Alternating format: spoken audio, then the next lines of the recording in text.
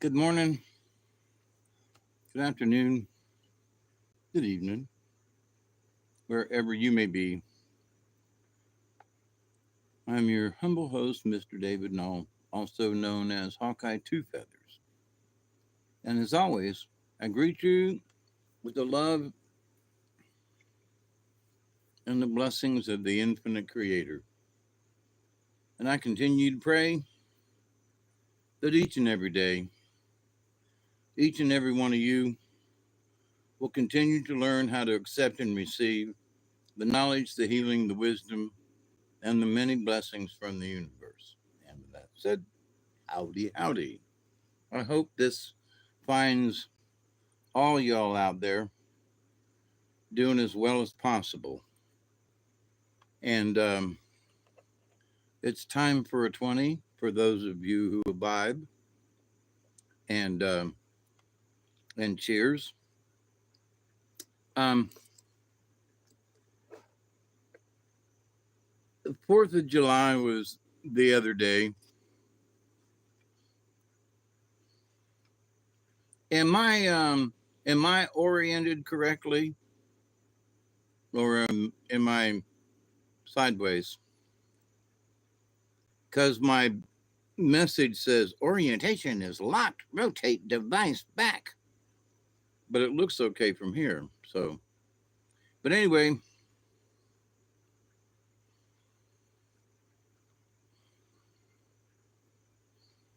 or I'm upside right. Okay. So anyway, in watching this stuff for the 4th of July, um, and hi Chloe and hi Witch Moon. By the way, I didn't say hi, but I noticed you were there. Um, went up to the top of the hill and I shot a couple of mortars off. One of them was huge. It was like boom. It was fantastic. I forgot I had purchased um, back for um, New Year's Eve about $100 worth of fireworks, which isn't really a lot. But there was this one package that had these cylinders that were about 3 inches long, silver in color, and it had a little tag on them like it was a blue or a yellow or whatever. And I had one of those left over, and I forgot how powerful that sucker is. And I dropped it in the tube and then lit it. But when it goes off, it goes boom, and I mean it shakes the earth. And I'm, whoa, man, that thing was great. So anyway, shared some fireworks with the people in the neighborhood.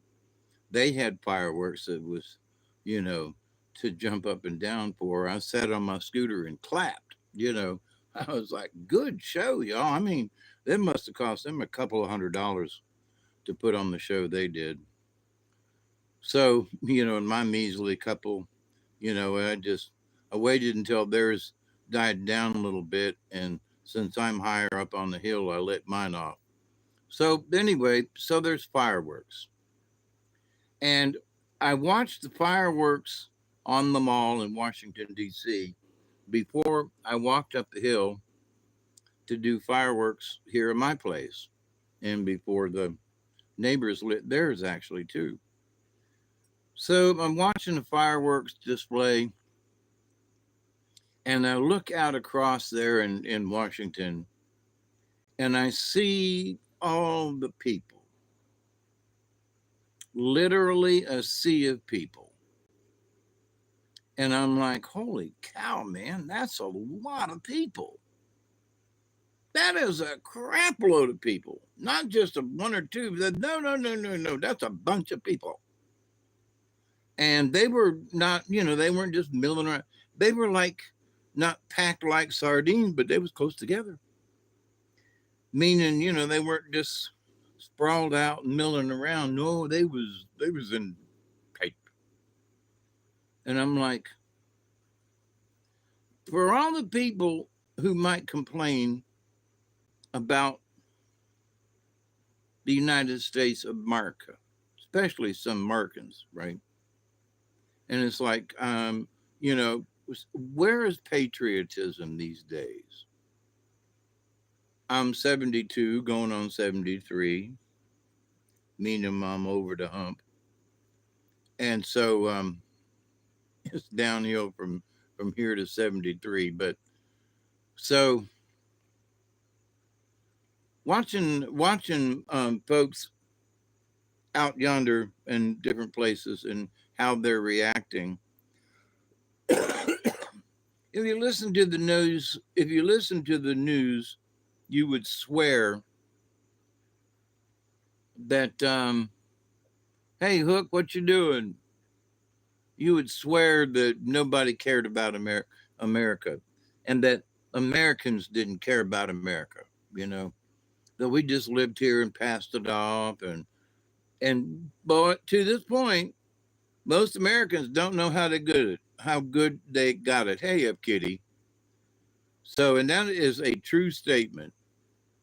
Most Americans do not have any idea of what they got here in America versus someplace else. Like Whoopi Goldberg says, "Oh, the black people in this country are so, they're so, um, not obsessed, but um, anyway, oppressed. That's the word.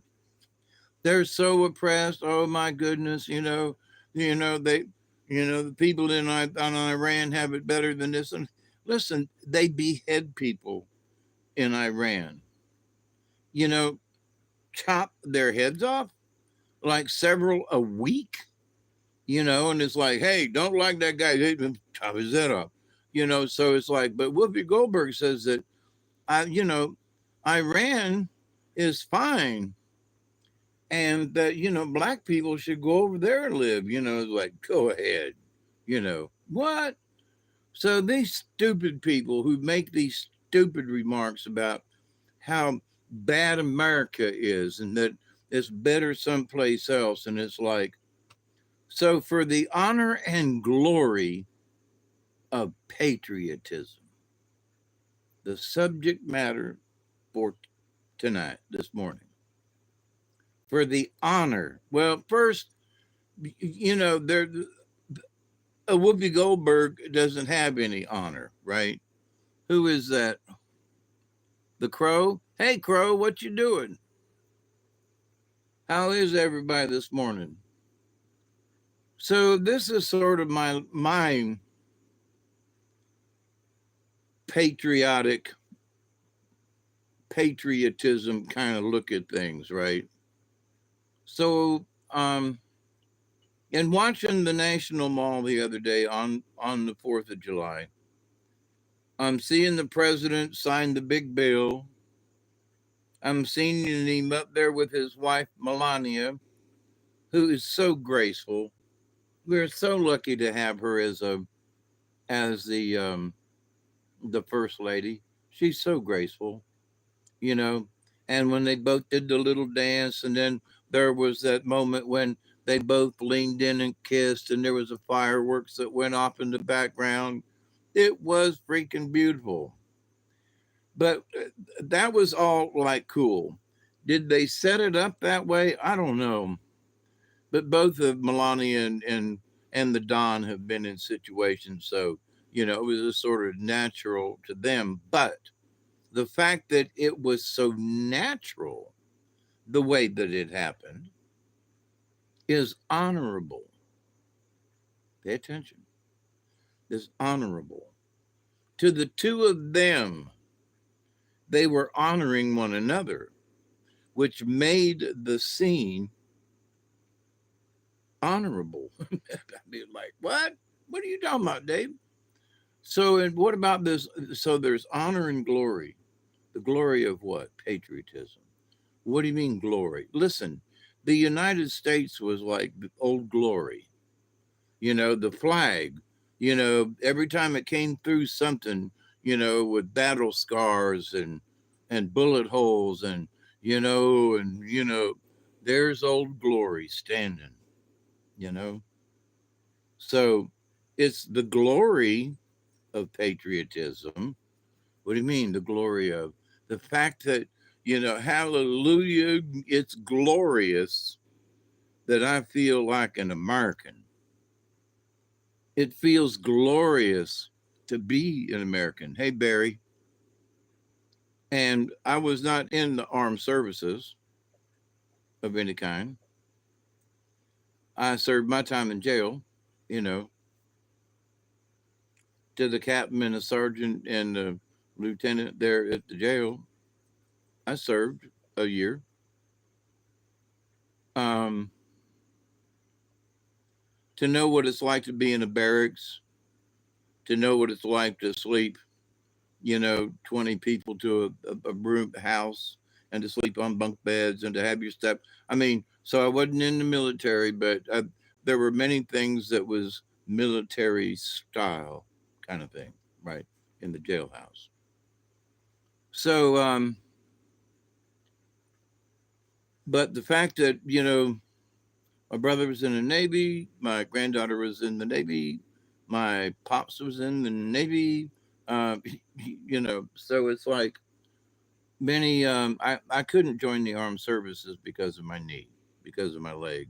One leg shorter than the other just wouldn't cut it. So, but in my patriotism, I really wanted to join, of all things, the Marines, right? I wanted to be a Marine. I don't know if I could have cut it, honest to God, but I was going to try.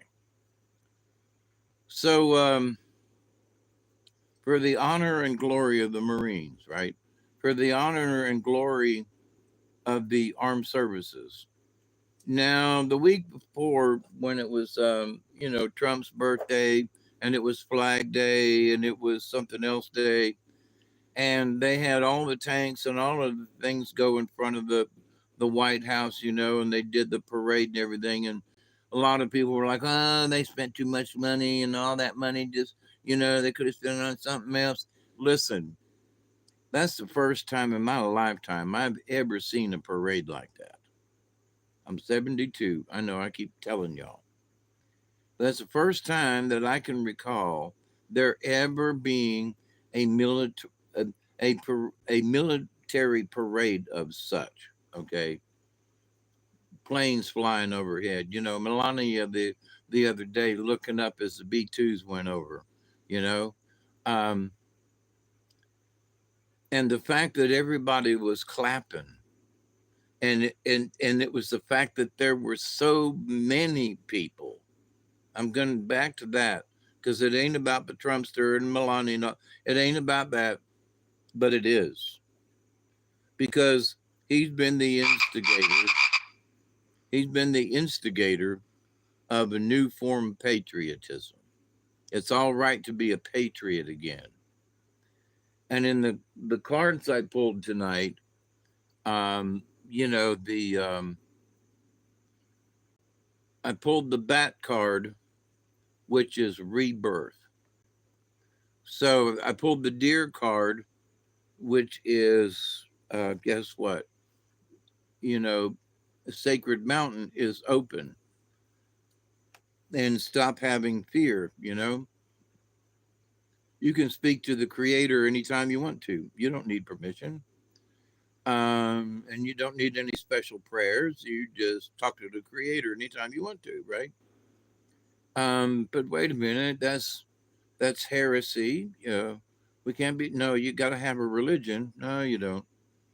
But you got to have all these, special things that you got to do. No, you don't. You got to go to church, and you have to, and you got to bow down, and you got to. No, you don't. You know. No, you don't. You just no, you don't. So, oh, but Dave, that's blasphemy. What's coming out of my mouth? What's actually coming out of my mouth is what Mother Mary told me when I was 13 or 12, that this is what I was going to be doing later on in life. And here I am, right? But she just said that, that God is always right next to us. God is, right with us all the time. that, we don't need all this religious stuff. This is what you told me. We don't need all this religious stuff to have God in our lives, right? So everybody's talking about the quantum thing and the quantum telephone, to where the quantum telephone is very simple. Regardless of how far it is, whether or not there's a curve in the earth or you're on another planet, the quantum telephone works immediately. Immediately. Because it's quantum. Boom. It's in our heads. It's thought. It's instant, right? So it's like here we are with this, and I say the quantum isn't new, all right? They're just finding, they're just finding out about it. I knew back in the day, when me and my granny communicated, using ESP all the time. I've talked about that. And so it's like, me and Granny knew it back in the late 60s and into the 70s before she passed away. And I had, ESP type communications with other people over the years, close friends and things and this. So, so it's like, um,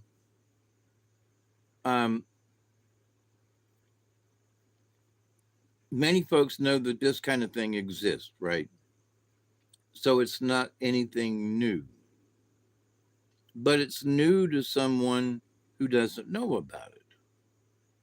So someone says, there's this new technology out there that's going to help us to honor. It's going to help us to honor,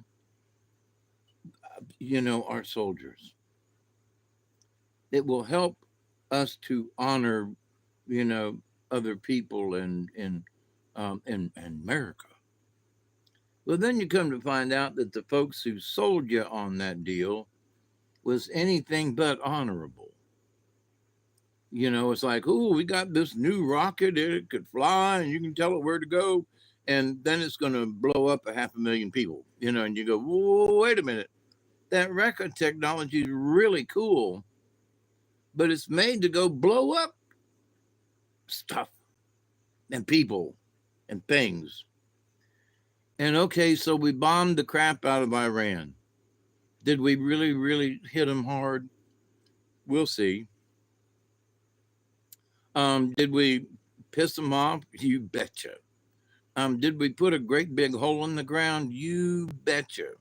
And did they hit their mark? You betcha. So these folks who keep wanting to talk about other things, you know, they are not speaking honorable, okay? Because all they want to do is poke their finger at something. Now, today this happened where one of the reporters asked Donald Trump during a cabinet meeting, right? And they're discussing airplanes and bombs and this and that. It's a cabinet meeting, right? So then this reporter brings up, uh, why why don't you tell me more about, Jeffrey Epstein? And the president jumps in. And I think everybody missed the point on this.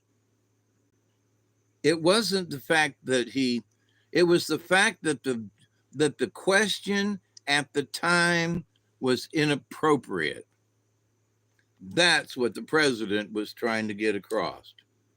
You could have waited there for another opportunity to ask that same question. But in this cabinet meeting, nothing about Jeffrey Epstein was, discussed in the cabinet meeting. It wasn't on our agenda. And here you, dipshit, skipped over and ain't paying attention. And you asked a question that was not pertinent to the cabinet meeting. And that's what pissed Trump off. Not the fact that, not that it was about Jeffrey Epstein, but it was, but it was the fact that the question was inappropriate for this setting. Right, Barry, wrong place, wrong time. And so, but there are people out there going, oh, well, Trump put it this and that. No, you idiots. I immediately saw where Trump was coming from. We can ask the question, just not here. Let's go out in the parking lot and ask a question, but not during the cabinet meeting. Not that question. It's inappropriate. So anyway, but to be honorable to my president, who is Donald Trump, I got to say, listen, the guy had every right to say what he said. He's the president. Number one, he can say anything he wants to. But number two, he was absolutely right in that the question was inappropriate. Now, everybody else is going to put their own spin on it. But it's very simple. It was inappropriate for the time and the situation. That's all. Now, the answer is another question. I think before Kash Patel and Dan Bongino and Pam Bondi ever got to their respective jobs, there were reports that people were there at 2 and 3 and 4 o'clock in the morning shredding documents before they got there, like days before they got there. So people who are jumping up and down going, oh, there's no way he killed himself. And, but here's the thing. The memoed report states that we could not find enough evidence to bring charges, meaning that whatever evidence they may have had to have linked somebody to something, it was all sent to the shredder, under the previous administration and the previous FBI director, who is under investigation now himself and should go to jail, by the way. But so it's dishonorable because people want to choke Pam Bondi. Now, what she said and how she said it, and in her mind, she knows she said it a particular way, but most of us took it the wrong way, okay? And she tried to straighten it out today, and people are going, oh, there she is, trying to straighten it out. But no, she repeated exactly. But, when you're standing in front of a bunch of reporters and you're doing this and you're out of wind and you blah, blah, blah, and you repeat something. So, and she said there were thousands of tapes of child porn, but none of it was related to the people. It was just child porn, got wherever he got it. It was just, so you can't make it. He's got child porn, and since he's dead, you can't hold him that against him, right? He's dead. So, but if nobody in the movies that he had were of the victims, then sorry, Charlie, there is no connecting to anybody. Well, where's the list of the clientele? There might have been one, but I'm telling you, 3 or 4 or 5 years ago, that shit was put in the shredder. If there was a list, it was put in the shredder. That was never going to come and see the light of day. Before Trump took office the second time, all that information was shredded, right? For the glory of the United States of America. Those people who were in charge at the time thought that it was prudent for them to do that. So now these folks are trying to be honest, and they say they're Dan Bongino said this before. He said, there's no there. Meaning, there's a lot of people got a lot of suppositions. There are a lot of people who claim that, Jeffrey Epstein pulled him in and did a thing and did that. but if there is no evidence of it, yes, he was nasty. Yes, and he's dead. But this and that, and oh, there's a minute missing in the tape. Okay, um, it would take more than a minute to off him, but that's another story, right? So there should be 2 minutes: the minute for the person to get in, and the minute later on for the person to get out of that cell block. Just saying, okay? Having seen some of the videotape myself and having been in a cell block, right? So knowing how some of that stuff works, um, but the folks are picking on Pam Bondi and Dan Bongino and Cash Patel when the evidence was already destroyed.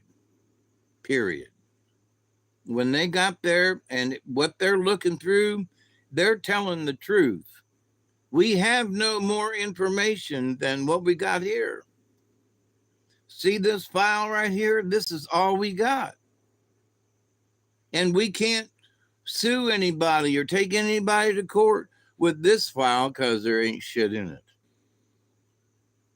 Any information, Dan Bongino, he studied and followed stuff back in the day, right? And he's probably got more information at his house than what he picked up at the FBI. So, but anyway, what's this got to do with the honor and glory of patriotism? Because these people are trying. And in their honor, because Dan was Secret Service, Cash Patel had been around for a long time. Pam Bondi, been around, a lawyer in Florida, attorney general. These folks are serious about telling the truth. And now they're being put in a position to follow up behind some very nefarious people. Okay. So the glory was taken out for these folks. They're honorable people working for patriotism, right? But their honor is being challenged because shit was destroyed before they ever got there.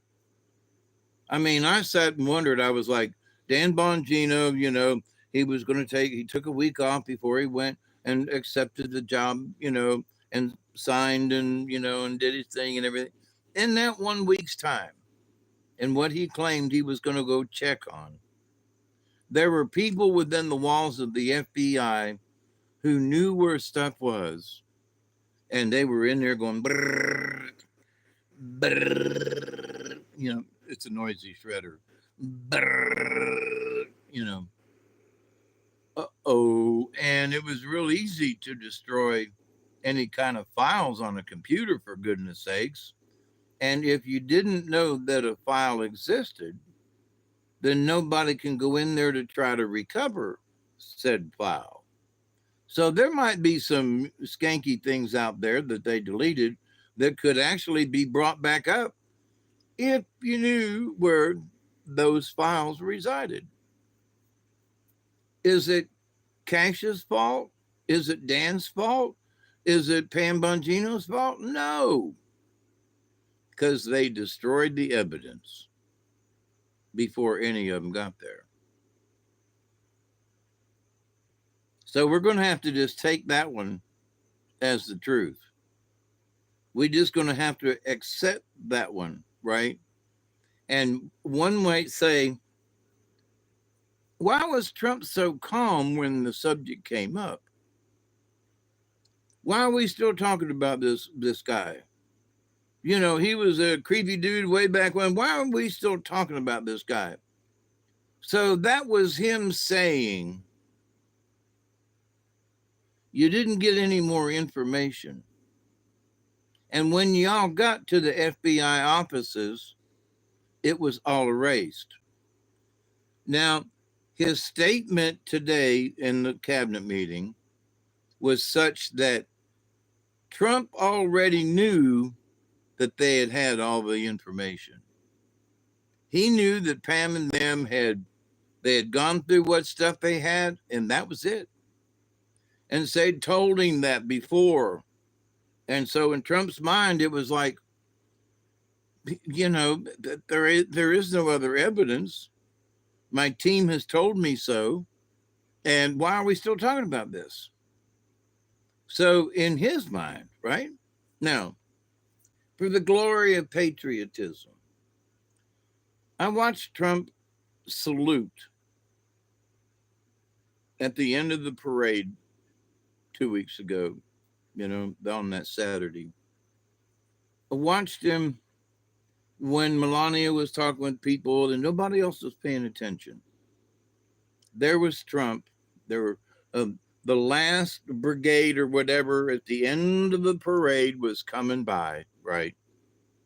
And there was Donald J. Trump saluting them.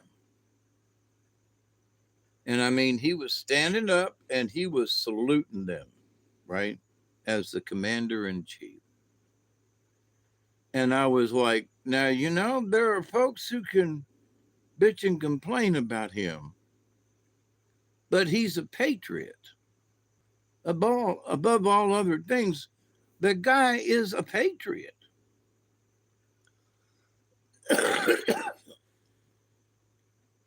Why did he want to become president again? Because he's a patriot. And he saw that the whole place was going to shreds. And it was. And look what's happened in the first 6 months. Glory, hallelujah. Things are getting better, right? Already things are getting better. Gas prices are still high around here, but what the heck, right? There at least there are eggs back in the stores and stuff, So and the shelves are stocked in the stores that I've been in. I mean stocked up. There's the new store, well, not a new store, it's under new management there in Coolidge. And I walked in there yesterday doing my grocery shopping, and I'm remarking to myself, they have added a bunch of stuff and the shelves are full. And I was like, dude, the meat department is full. I got me a couple of steaks and some pork chops, and pork chops a little thin, but that's okay. And at a decent price, considering this where we are in life. But so other people, some of those OPs, other people who want to make comments about that was unnecessary. What is all this stuff about? Well, if you were in the armed services, then they joined because of their patriotism. Now, the folks back in the 60s and 70s, they were drafted. Not so these days, right? So people join. They go down to the recruiting office and they join willingly without a baseball bat behind them, And it's like, but, wait a minute. Because they are patriots. And why? Because they're full of patriotism, right? Oh my God, they've got an ism. Oh, they've got an ism. Anytime you got an ism, it's usually, fatal, But like aneurysm, patriotism, it sounds like a bad disease. Who is that? John? John Price. Hey, how are you? Who else is there? I don't have my glasses, and I'm supposed to be able to see without them. And I'm after my cataract surgeries. I can see, but things are kind of watery sometimes. And now the left eye is being watery too. So, sometimes I'm looking at it and I can see the words, but I can't see the letters. So, but anyway, so that patriotism, it's an ism. Well, you either like America and you like waving a little American flag, or you like putting up your American flag, or, for me, I can't really salute, but but I do salute, and I still want to go down to the the National Cemetery down near Brooksville, where my brother has been planted. Well, not planted, but a, a niche on the wall, a niche on the wall, um, to honor him, right? So, there's a lot to this being honorable. Folks went to Washington D.C. to see all of the sights and to see the fireworks and to see the president and to see the missus and to see all the stuff going on there, and to see this and be a part of the National Mall and all of the stuff there in Washington D.C. Why? Because they're patriots. They wouldn't do it if they were commies, right? Unless the commies had a specific reason to be there, like to be disruptive or something. But with all of the thousands of people there on the mall in Washington, I didn't see any ruckus going on.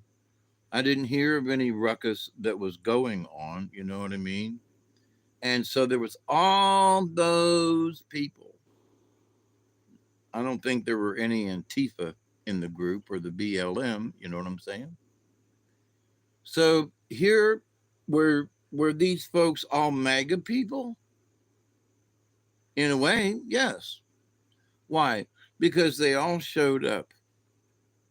Because they all believe in the idea that we want to make America great again. Oh no, it's that MAGA thing. There's nothing wrong with wanting to make America great again. Nothing. Oh, it's a MAGA group. You're one of them MAGA. I'm a patriot for one, you know. And in order to honor the United States, in order to honor our laws and the United States history, the Civil War, this and that, civil rights, and that. Wait a minute. In a way, it's my civic duty. You know, it is. Bernicia's in the house. Hey, girl. So,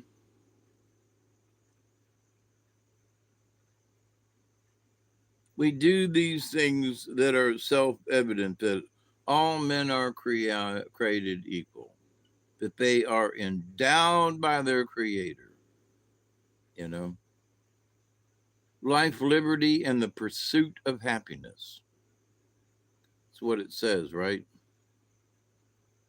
United States documents, that's what it says.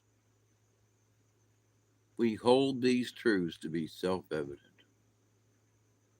that all men and women are created equal, that they are endowed by their creator, whoever that creator is, right? You're endowed by that creator. And so that's an honorable thing, that we think about God when we think about the United States. Hey, FKJ, say hi. I'm trying to see who else is in the Bernicia. There you are. And who is that? Is that Richard? My eyeballs are still not able to focus clearly. Certain things I just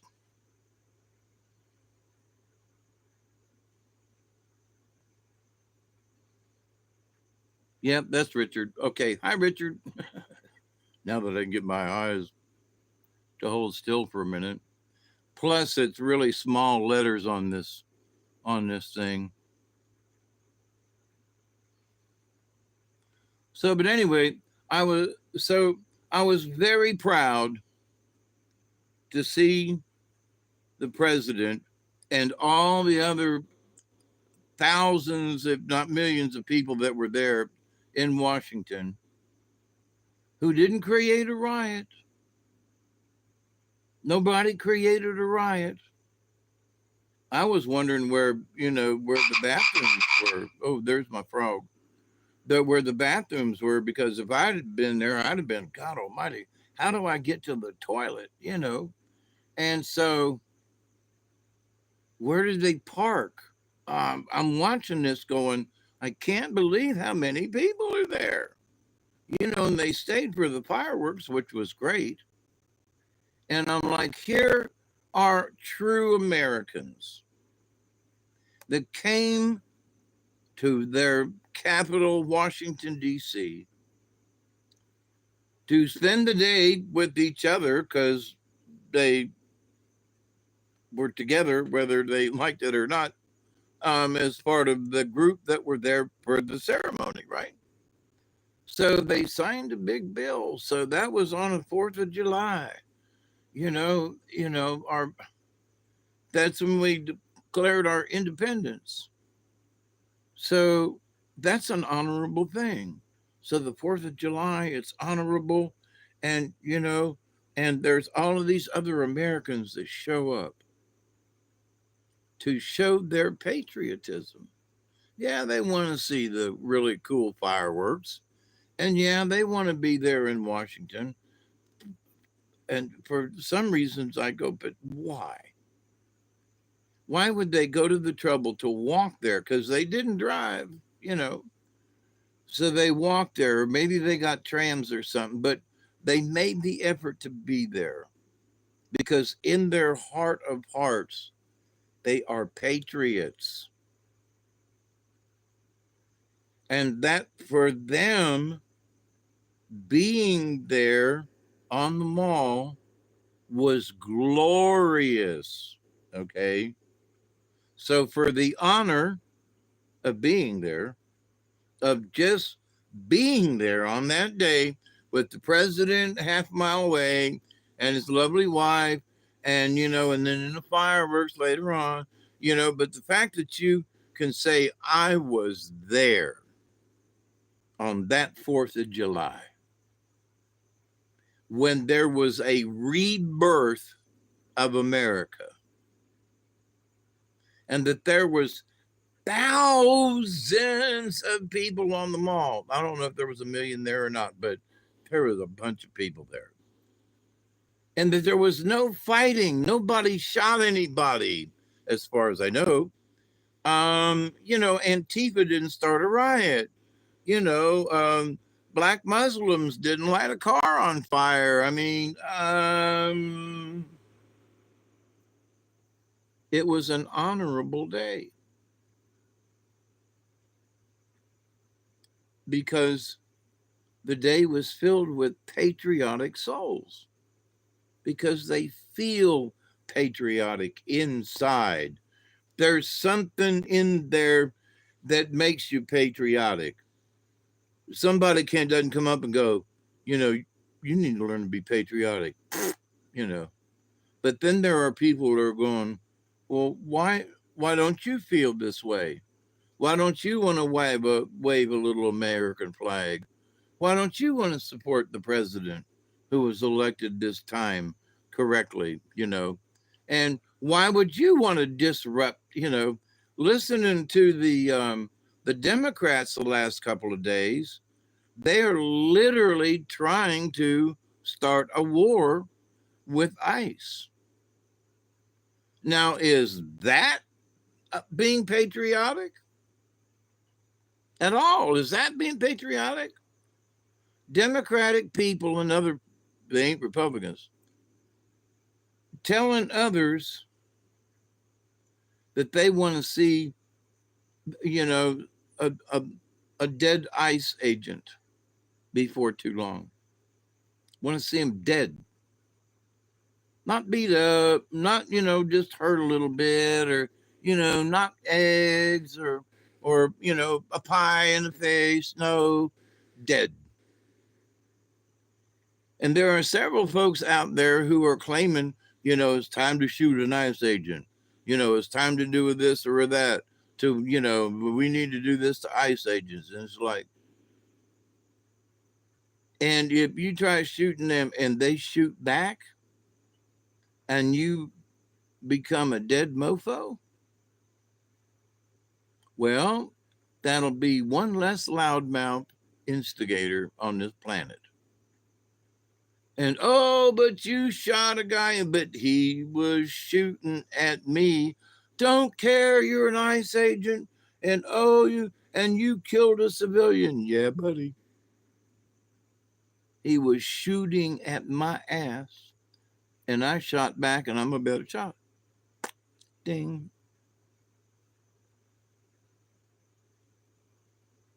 Is that being patriotic? Telling people, oh, we need to shoot them ICE agents.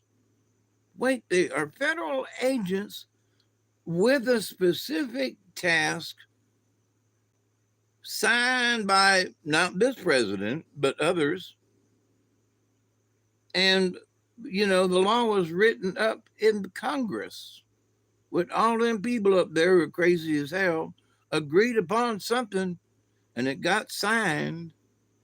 So there was all these Congress people and the president at the time who passed this law.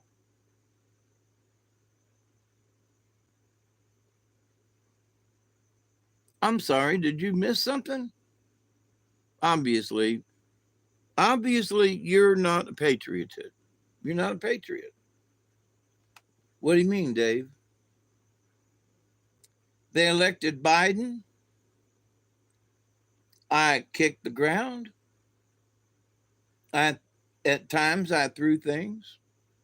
I cussed a whole lot and yelled at the TV and yelled at the computer and yelled at my cell phone about how stupid things were, but I still believed in America.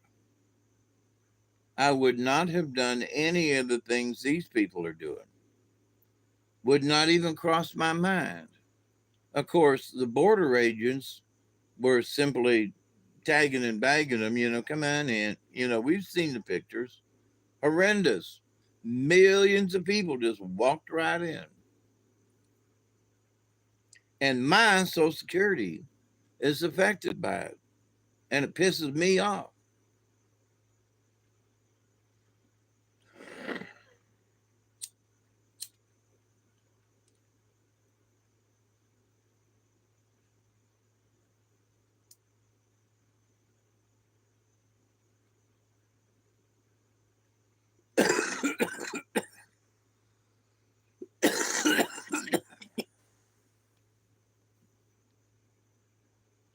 Well, look at some of this stuff now.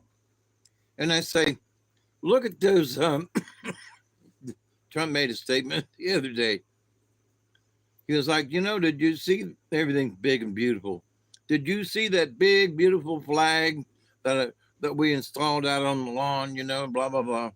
And then as an aside, he goes, and there's one in the back too, and, couldn't just have one. So there's another one in the back.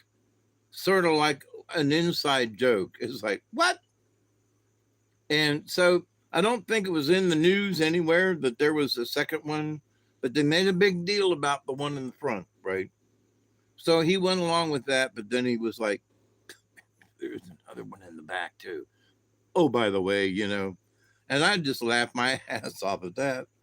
And it was like, so many people are focused over here, and he's done put one in the back door, Oh, look at this flag over here. It's big and beautiful. Put the other one up, guys, in the back, please.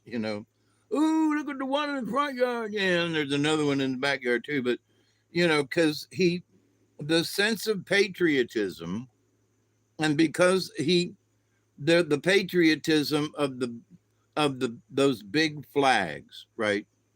The American flag, right? Not the gay pride flag, which he has said that she'll no longer be flown over any federal agency. I agree with that. Um, because why?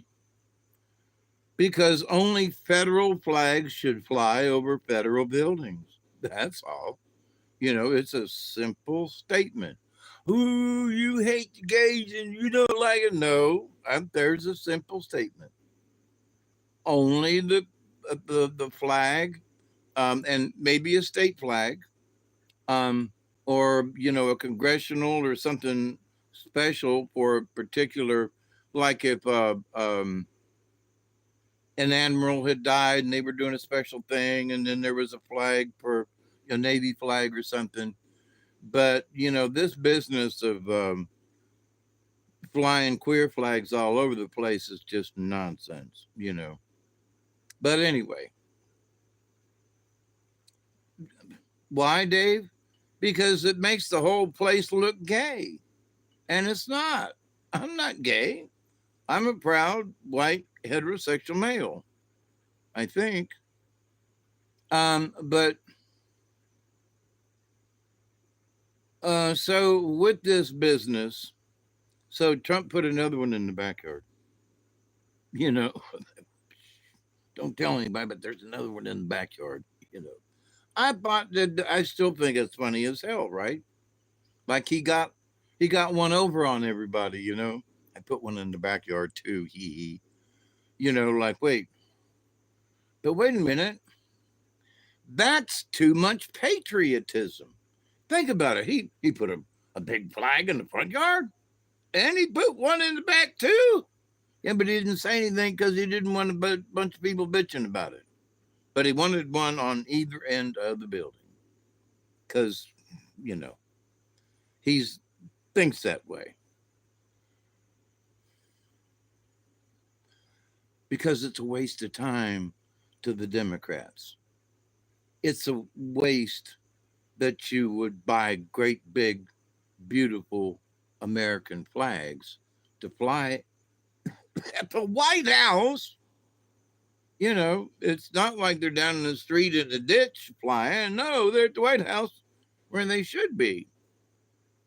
And they should be flown to show our patriotism. So, with all the people there in Washington, D.C. the other day, on Friday, actually, um, just the other day, I didn't hear of any fights. I watched the news. Now, there might have been a skirmish or something, or somebody might have tailgated, but I haven't heard of any fights or any fires burning from all of those people being in Washington, D.C. They was packed, but they all came, they watched, they participated. All those people with their patriotism. This is a big deal because if they didn't have that patriotism that's in here, they would not have made the trip.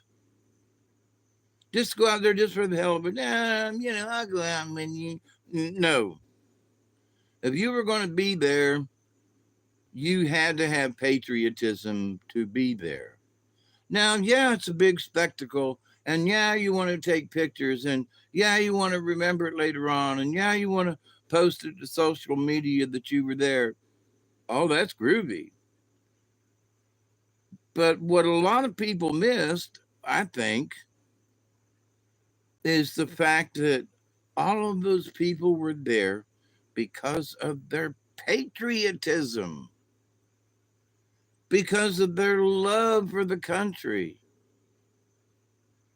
because they have, faith in old glory, right? The glory of it, old glory, the flag. And for the soldiers and for the glorious victories over the years, and that our you know our our armed forces have been whooped on a few times, but the American um, military, the American soldier, and those people, their patriotism, because it was their patriotism that got them to join. And there was a commercial with wounded warriors, and the guy's in a wheelchair, he's sitting like this, and his mama's talking, and you see him go like this. He puts his arm up and his hand up and he salutes. And he said, if I could, I would do it again. Patriotism, the honor of living in America. Honor, the honor. Well, what do you mean by the honor? Well, all these other people who come here, they're not honorable people. They flying the Mexican flag, they're flying Palestinian flag, they're flying gay flags and any other kind of flag, and they're burning the American flag. So how much patriotism does that son bitch have? He's burning an American flag. Is that patriotic? Is it? Do Trump says, he wants to put somebody in jail for a year for burning an American flag. So, yeah, but he can't do that. It's illegal for him to do that because Supreme Court said that if somebody wanted to burn an American flag in protest, they could. So, no, we can't put him in jail for a year for burning the flag. As much as sometimes back in the 60s, I was like, well, it's just peace, it's a demonstration and it went to a big thing and, they arrested people for it, all this other stuff, went to the Supreme Court. And, it was like, I was thinking back then, it's just a flag. I mean, as far as a piece of paper, cloth, it's, yeah, but it's what it represents.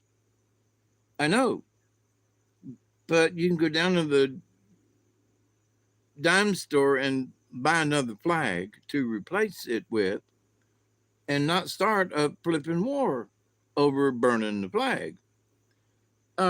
It's just a piece of cloth. Now, I think things in differently, right? I absolutely understand the patriotism and the feeling for that flag and what it represents. And oh my God, you cannot burn that thing. You cannot just, run it through the dirt and say, no, that's not supposed to happen, right? But it's just a piece of cloth. Back in the day,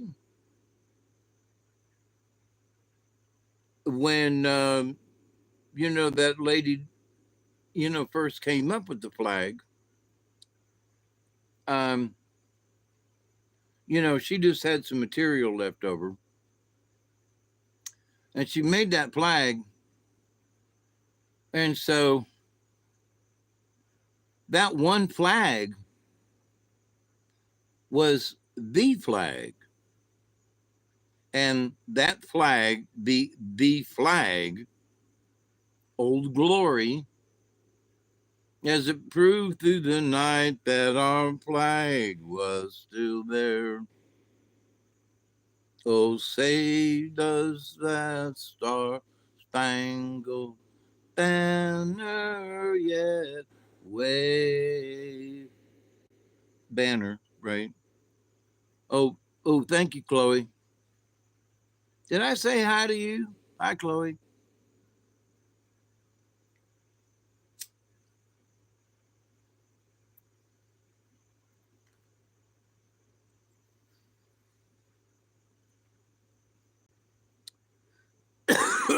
So patriotism is glorious for the men and women of the armed services. It was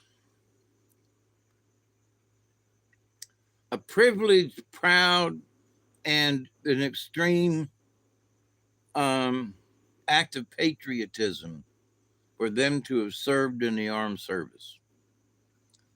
One term, 3 terms, retired, whatever. And for whatever they did in the armed services, right? So I think that's glorious and very honorable. And so for some of these left wingers who would have no intention of going into the armed services for any reason, and I think some of these folks ought to be drafted. I almost was, back in the day. A lot of friends who were drafted, and some didn't come home at all, and some came home in pieces, fragmented pieces up here in their brains, and they never really made it home all the way. But so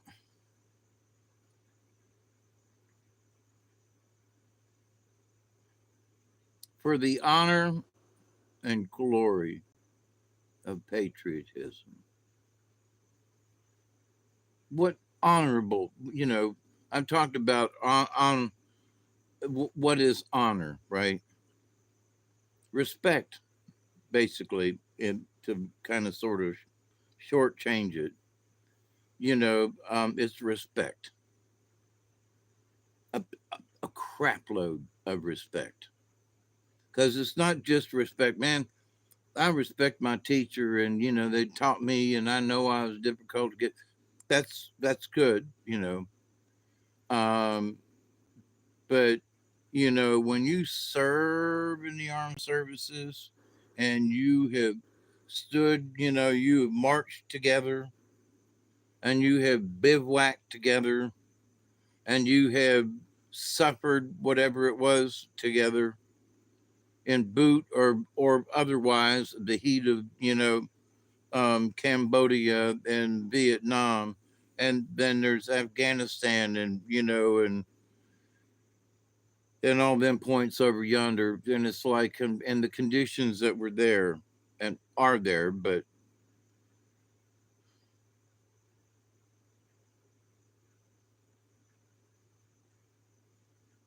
honor, honor to your fellow soldier, honor to the Marines. If you join the Marines and you're a Marine, then there's so much honor in that it carries you to the grave. Once you're a Marine, you're always a Marine. That is so freaking honorable. It's beyond comprehension to a lot of people. And it's like, and I wanted to be a Marine back when I was 16 years old, 17 years old. Couldn't do it though because my broke leg. So it's like, okay, that's all right. Um, and if I could have served in some other way, but there was no way I was going to be able to make it through boot, you know, because of my leg. One leg shorter than the other, it was all clogged up, couldn't run. And so that wasn't going to work. Um,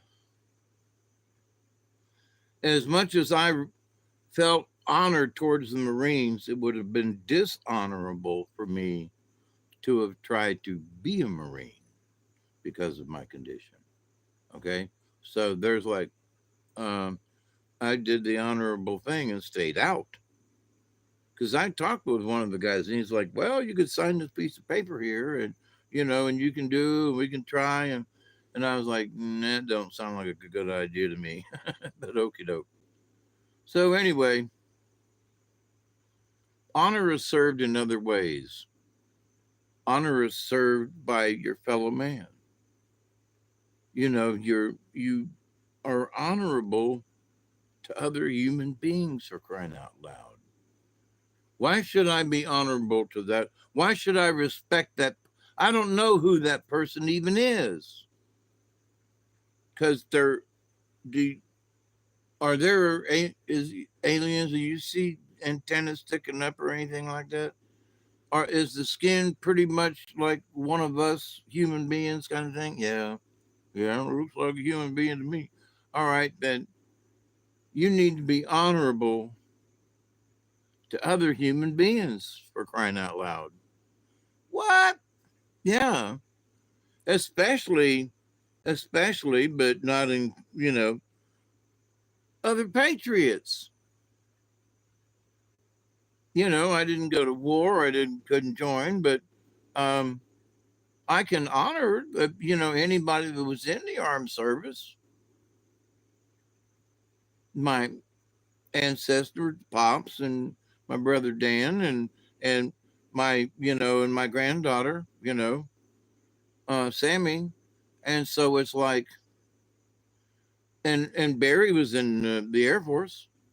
Man, other people were in other armed services, and so I can salute them for their service. Um, and I can speak to them, and through my patriotism, I can try to show them how how honorable I think they are, and somehow I want to show that these soldiers that I am serious about, that I honor them for their service. It's not just a saying.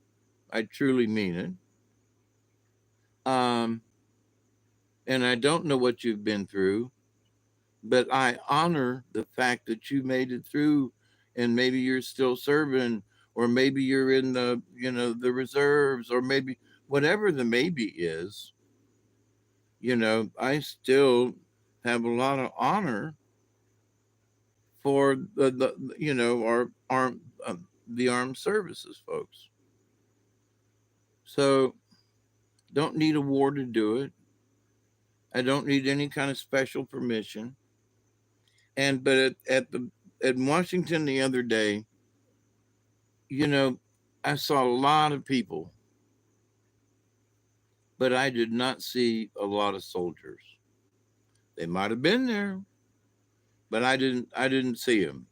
You know, there was a one over here, and and there were policemen around.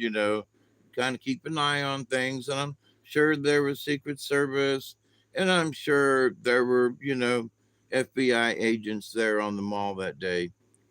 But there were so many people that God bless America, absolutely. So then there are the agnostics. Well, I don't believe in God. So they can't say that, and the beautiful song, God Bless America. Land that I love, stand beside her and guide her. With the light from above, from the oceans to the prairies, to the ocean, wise with foam. God bless America, my home, sweet home. God bless America, my home, sweet home. And so it's like, okay, so you can't sing that song. Why? Because it says God.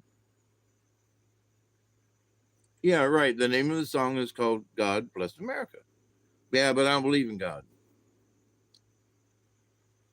So you can't sing the song? No, can't sing the song. Don't believe in God. So why would I sing a song asking something I don't believe in to bless America? Well, let me ask you, you non God believing person,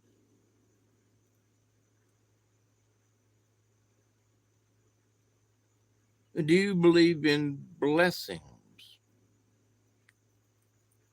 Like, okay, it's God bless America. So can we? What about if we leave God off and we go, um, bless America? Y'all bless America. I didn't say God. I said y'all. I said y'all bless America, land that I love. Stand beside her and guide her. Says light and right from above, right from the ocean to the prairies. Blah. Y'all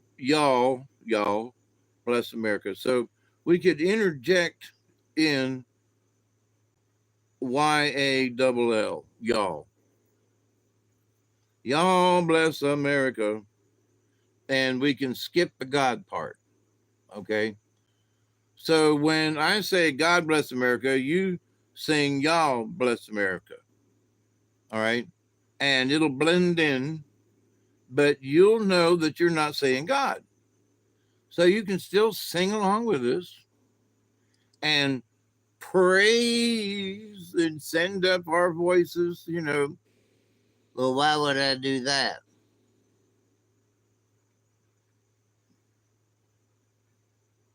Well, because we want to praise America.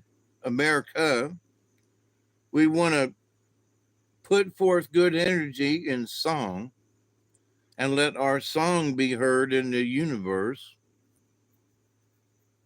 And may the earth, may America hear our singing. Well, that's stupid, Dave. No. Now, come on.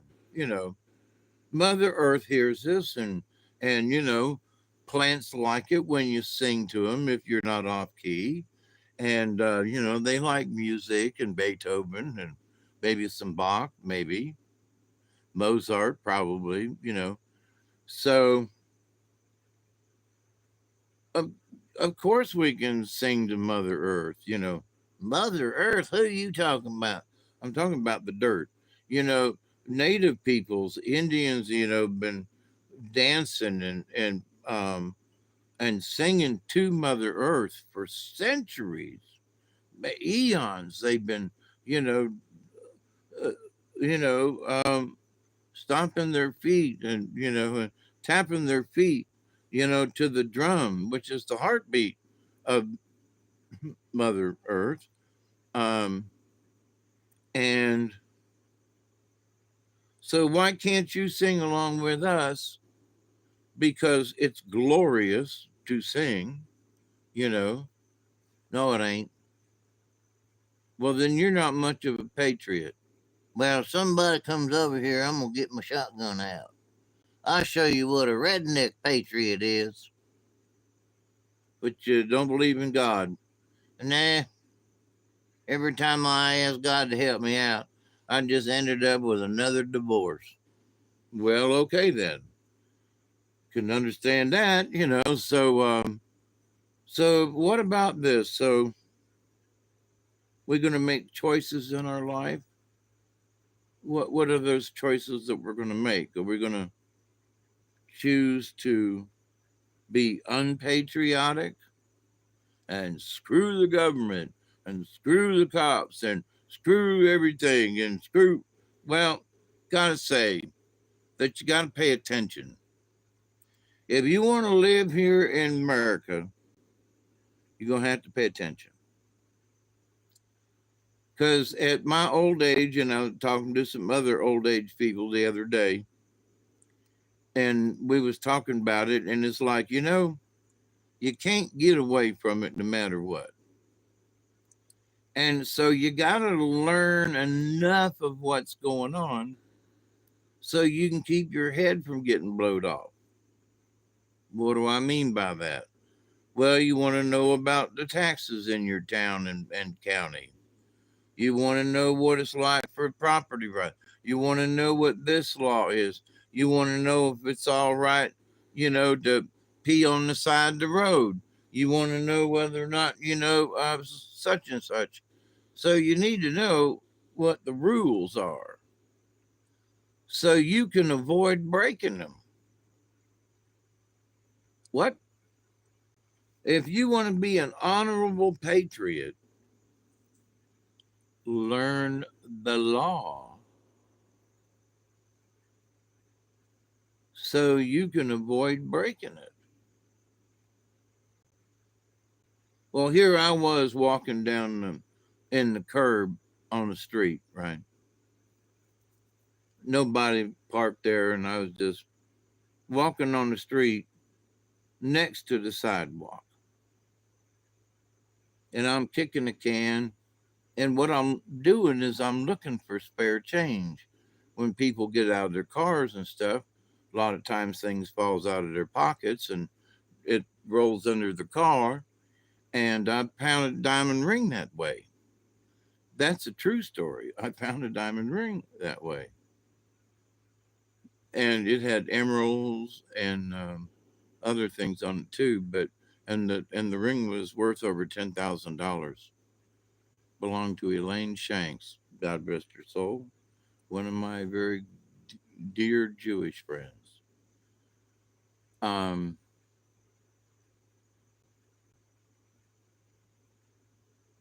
so people would get out, and I had this happen with a cell phone the other day. But it slipped out of my pocket, and oh, drat, heck, shoot.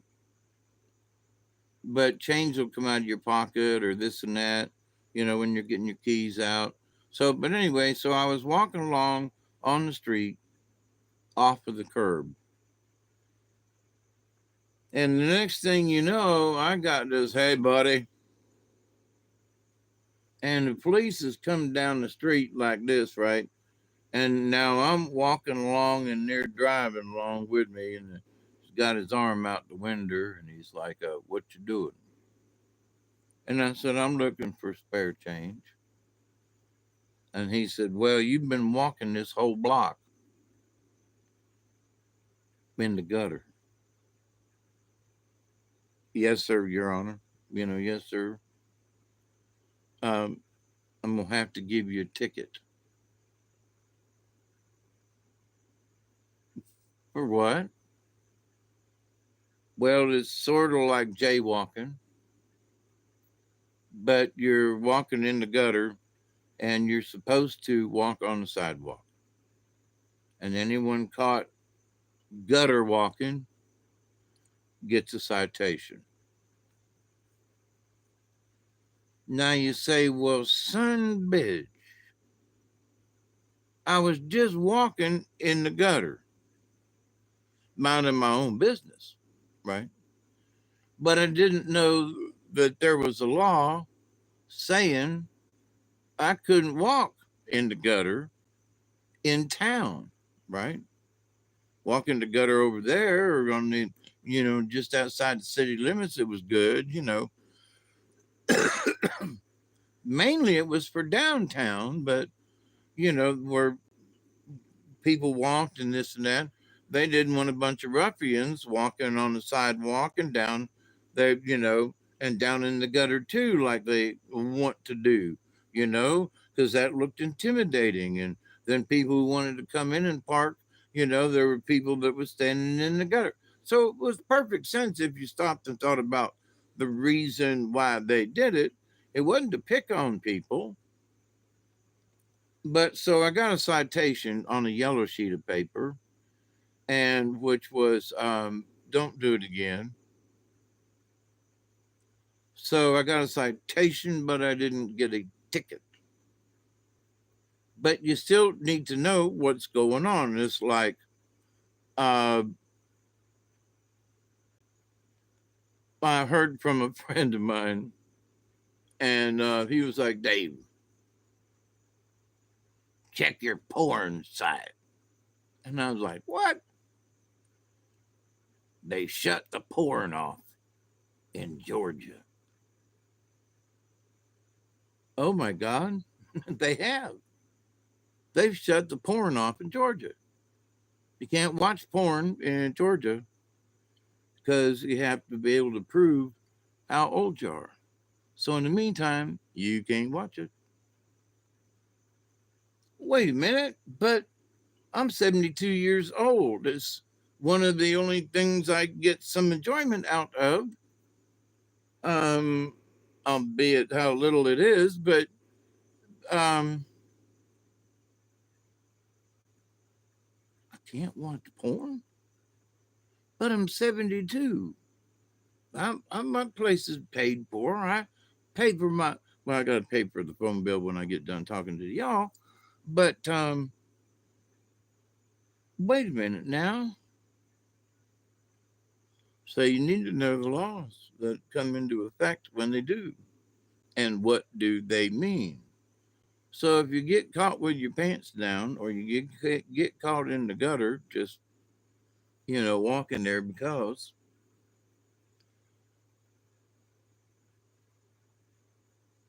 so in this idea of being a patriot, there are folks who are unpatriotic because they're unaware of basic morality laws.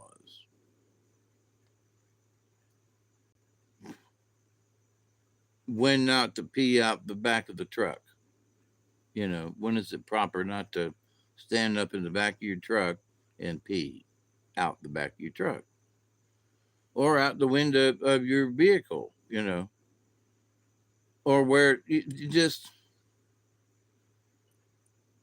like the topic of that, whoever that gentleman was that asked Pam Bondi about, about what's his name, right? In the cabinet meeting today. It was inappropriate. People have not learned what is inappropriate anymore. That's a biggie. So, because they don't know what's appropriate or inappropriate, so for those of us who feel patriotic and want to express our patriotism, these numbnuts don't understand. So, they say things. Well, it's stupid to wave that tiny American flag, and you know, I remember back in the days of Hitler when everybody waved a flag, and President Trump when he speaks is just like when Hitler does it, and everybody waving the flag, and it's just like Hitler. And oh my God, Jesus God. So that's unpatriotic, right? But see, here's the thing. They think that by saying those kinds of things, that Trump really is Hitler. That they are the patriotic people of our country. They're the patriots, not me or you, who, you know, um, don't believe that tripe. We believe this. So we think we're the patriots. I mean, I really do think, the things that I've said and worked on and whatever was, my idea and my version of being patriotic, to want to save America and to make America great again. Oh, well, that's that damn MAGA movement. Oh, would you shut up? You know, I want to improve America again. All right. Can I use that? Home improvement. Ooh.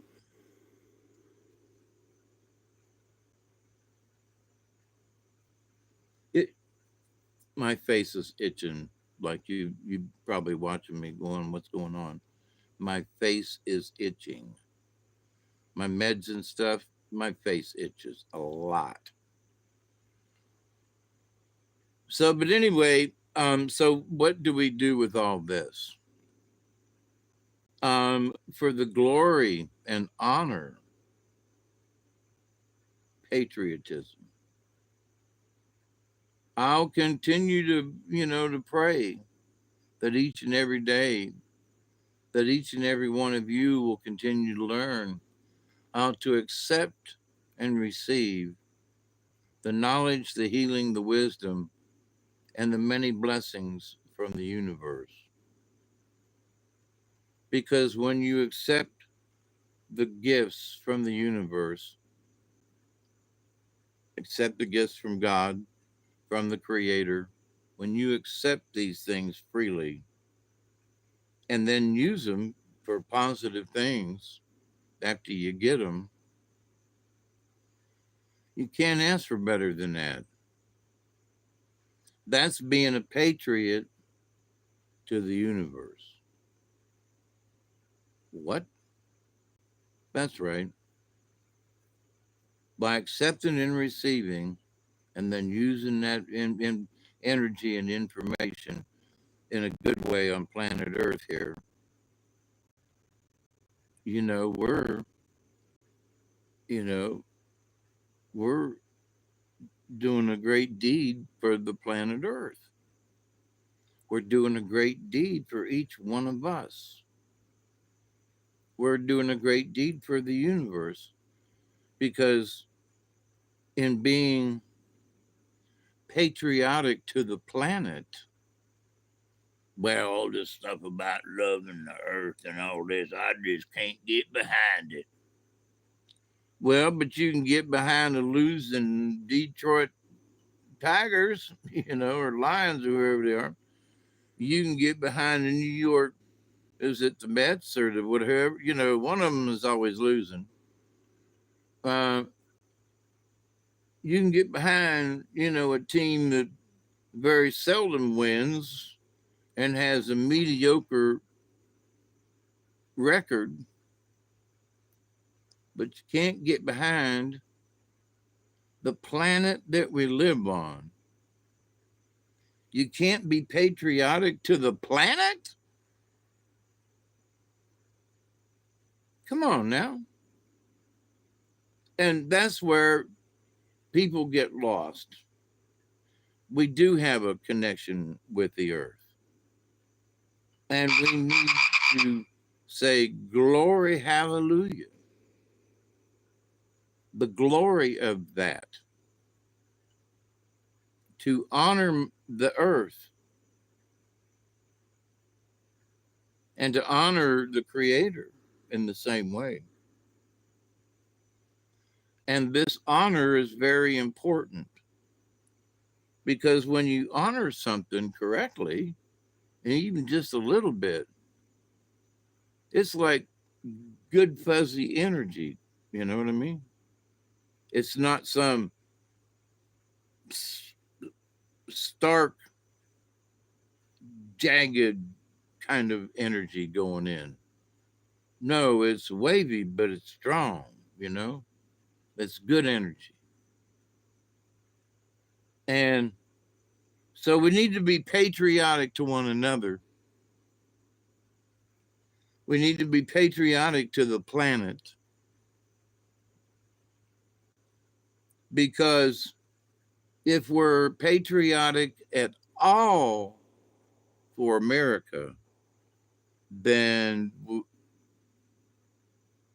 the planet is just sort of, to me, would be obvious. Why wouldn't we want to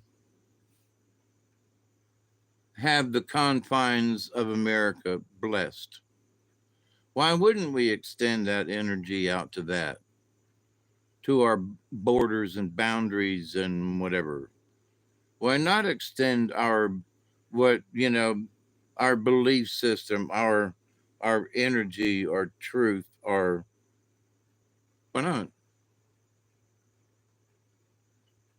So that America is covered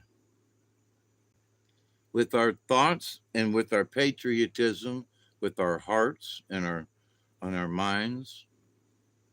Doesn't cost anything. It's something that we feel. It's something that we can participate with.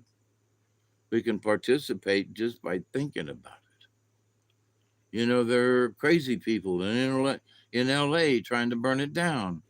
And then when, agents go in to keep them from doing it, the lefties squeal, "Oh my God, you're overrunning our," what? You want them people over there to turn another car over and burn it? You want these people to go ahead and create mayhem and destruction? You want them to go ahead and do that? Well, we got people that will stop it. And I'm sorry if it pisses you off, but hey, get them people and make them stop it. And we pay tax dollars for, and those folks will stop that kind of behavior because they're patriots. And it's their job, but they're patriots. They don't want to see things happen like that to the cities and to things and destruction and may. Nope, don't want to see it, right? Because it for the honor and glory.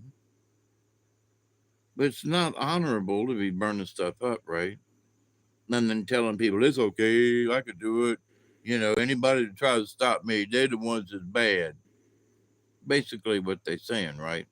And then the people standing behind me can believe listen to these people today in California. Like you people are really off your damn rockers. No, they need to stay out and let our people alone. And everybody was like clapping. It was like, what? You want folks to be you want to leave them alone so they can do this kind of behavior again? Holy mackerel. That's not patriotic. And the person who's in charge damn sure ain't patriotic because they would never suggest the things that crazy woman said. I think it was the mayor of LA. So they think they're the patriots. They think what's in their hearts is correct and the rest of us are loony.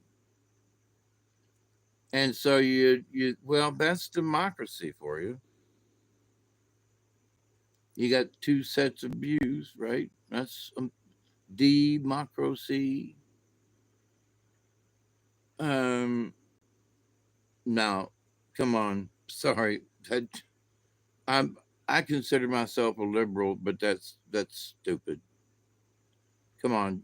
If you're going to do something, then do something that makes a little bit of sense. If you're going to make an opinion, but you can still, folks. Look, I don't agree with you. Okay, but I'm still a patriot. Good.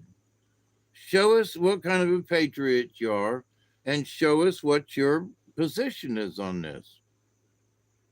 But, you know, starting a fire and chunking stuff and wanting to kill ICE agents on purpose. I mean, they lured them into this spot, and then opened fire on them.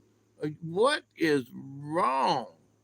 And then there are those people who are actually calling for the violence.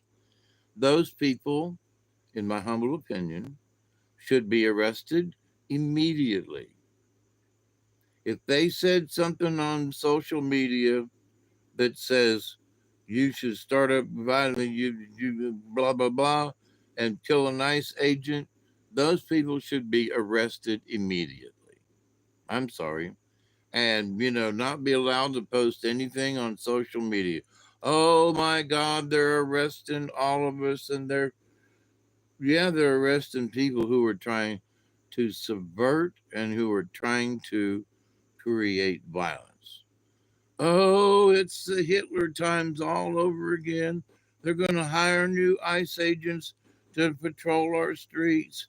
And we're going to a police state. And Trump called out National Guard. And we're this far away from a. Would you shut up? I can see from your point of view that that's what it looks like. But if there are a couple of dumbasses out there, which there are, then we need some folks to straighten things out because we can't allow America to be ruled by a bunch of dumbasses like the president who wasn't there the last 4 years.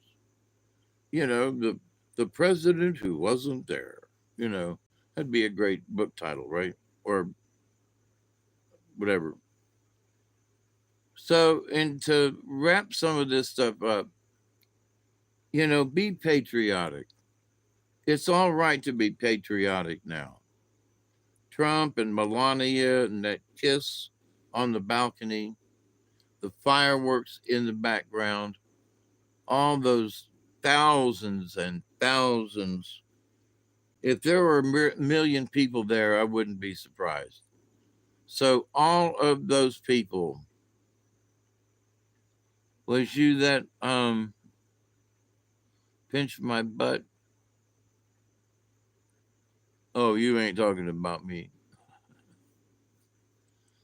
So, but with all the people who attended, and the fact that haven't heard any nasties coming out of the event, right?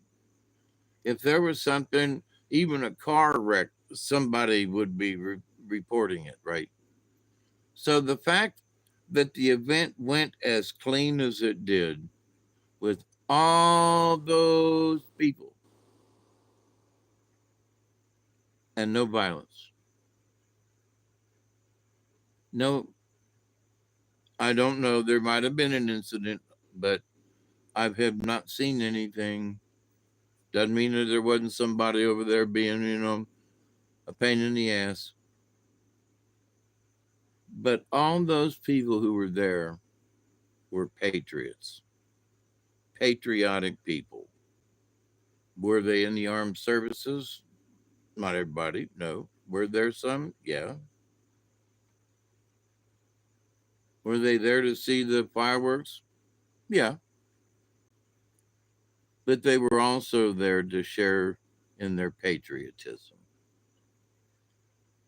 So be a patriot for America. But look at it as a morality, if you will. Don't burn that flag. Why? Because it means something to us and it represents something to us. Yeah, but it ain't nothing but a damn piece of cloth. That's true. Okay, then never mind. Go ahead and burn it. What? Wait a minute now. I thought you said it meant something. Yeah, but I keep that flag in my heart.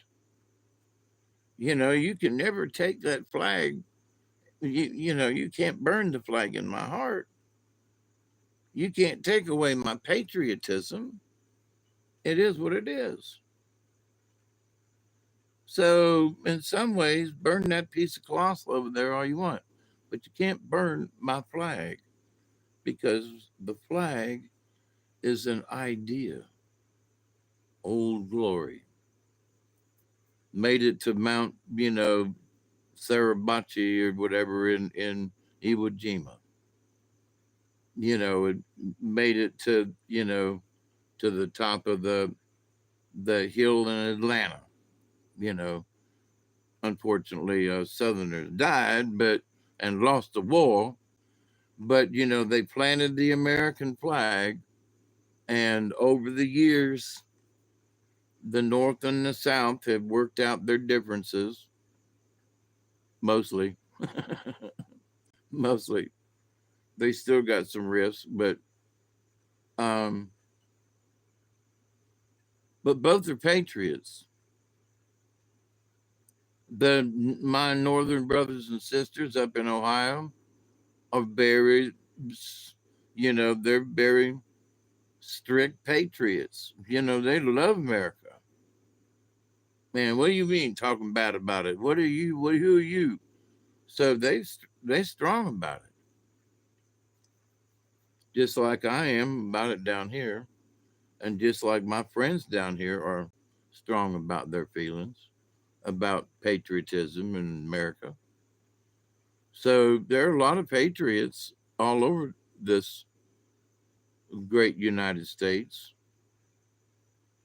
And I think it was shown in Washington, D.C., on 4th of July. I'm proud to be an American. Okay, that's what I'm trying to say. And I think we should go ahead and tell each other that we're proud Americans and not be ashamed of it like we was told for the last 4 to 8, 10, 12 years. You can't be proud of being American. There's something wrong with that. Not ain't. And for those people who came here and want to wave another country's flag, get out. I'm sorry. You want to wave them flags? Go home. It's okay. You can come here, but don't wave y'all's flag. If you're going to wave any flag, it's going to be ours. It could be a state flag. It could be a Georgia flag. It could be an Alabama flag. It could be, but if it's your country's flag, not here. Go home and fly your flag. That's all. Not trying to be rude. But so those people who do it and and and get away with it, um, and the people who support them get away with it, whoever them support groups are, should not be able to get away with it. Sorry. Well, all I did was fly our flag, in a protest, talking about how bad America was. I'm sorry. Put your flag away and go home. You want to do that kind of stuff? Fine. Put your flag down and go home. Not here. Very inappropriate. It's not patriotic. It should not be allowed. Oh, it's just like Hitler did.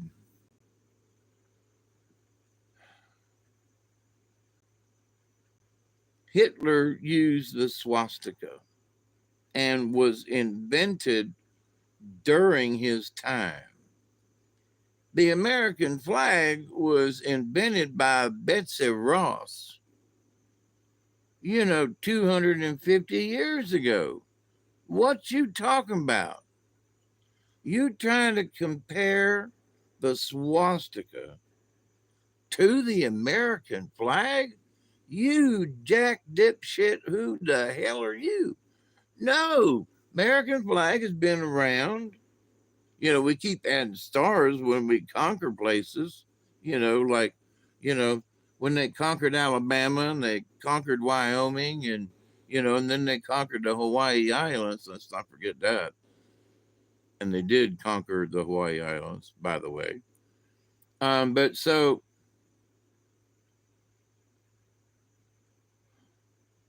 I distracted myself. But anyway, I'm trying to wrap this up. It's important that we have patriotism. And if somebody's got patriotism from another country, unless it's like St. Patrick's Day or some kind of special event where it's okay to fly in a parade, another country's flag or something, okay.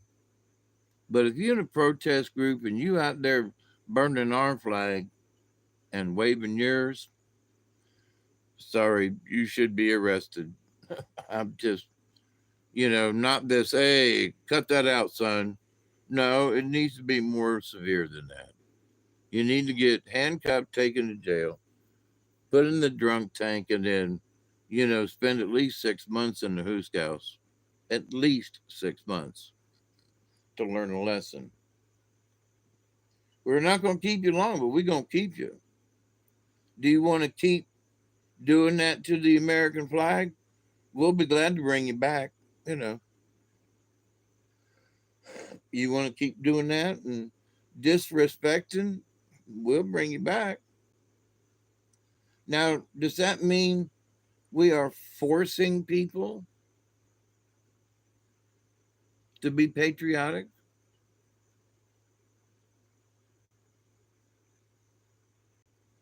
Are we? If you don't do this, we can put your ass in jail. Well, if you're going to be disloyal, disrespectful, and in a lot of ways dishonest, there's another dishonest,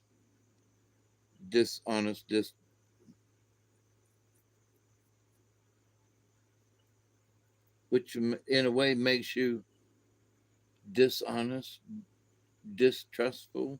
Oh no, because now you started thinking a certain way, and now changed your belief systems around to believe this over here is actually better, and when it ain't. And so we have to be aware of that. And the American dream is just that.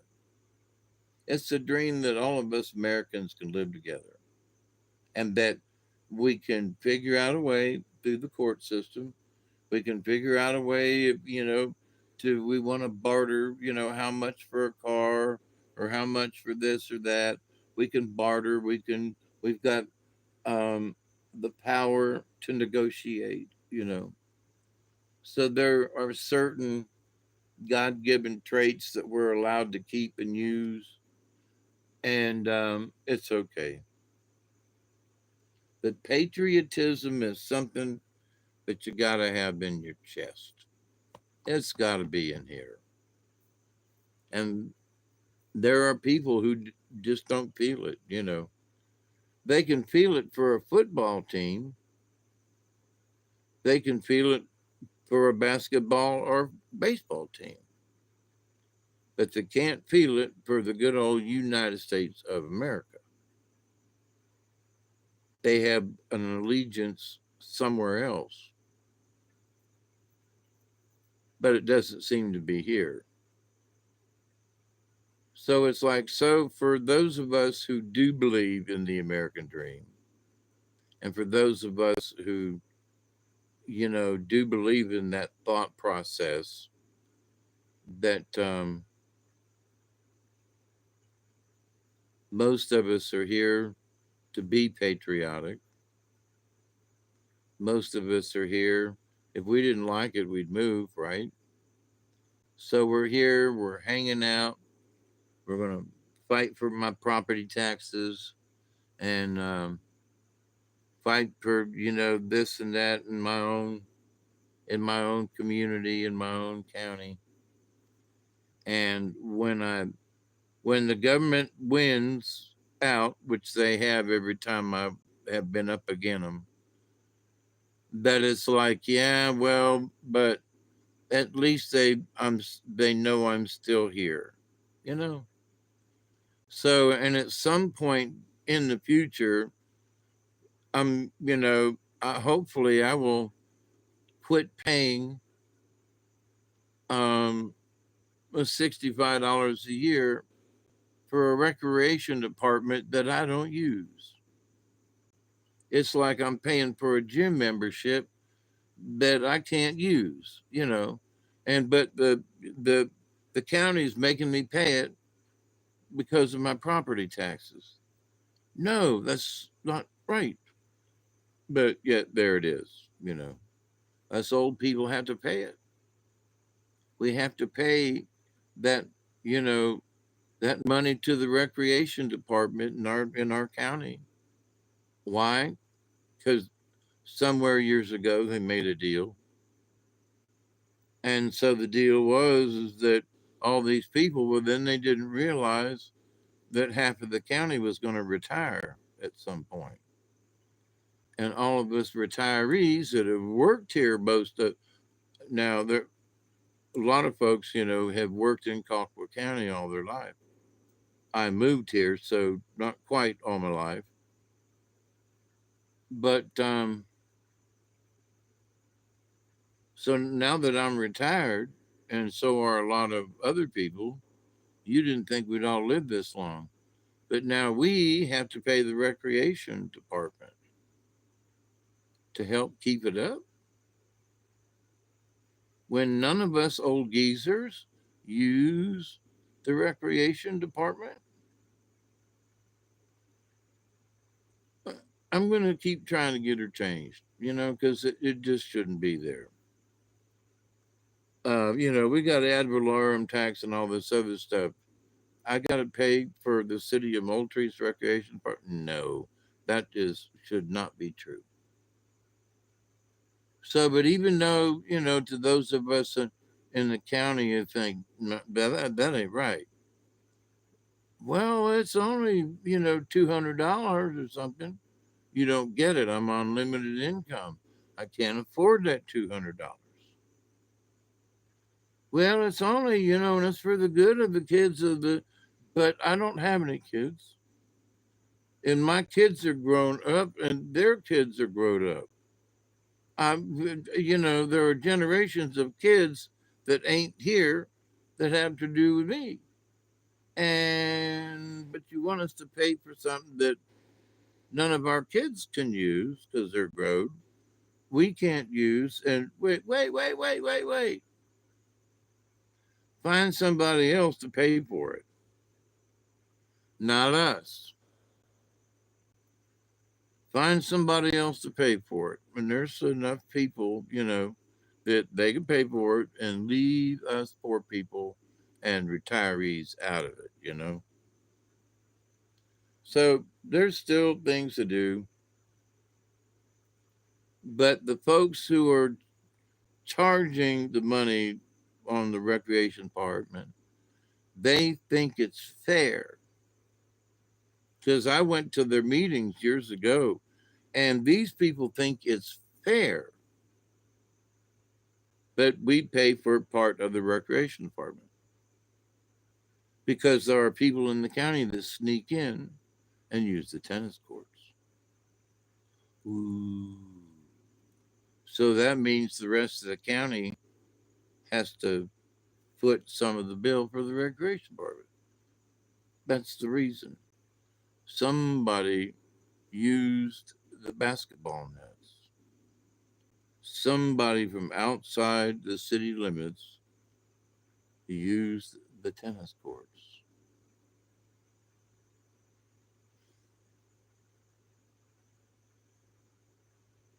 That was their excuse, and it still holds true today.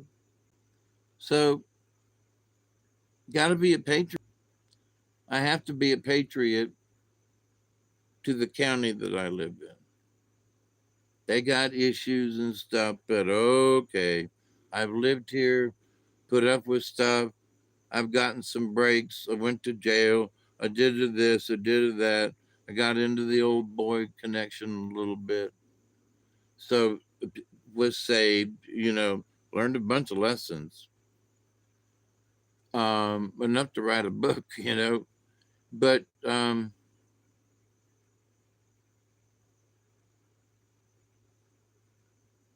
maybe I can use some of it in the next life.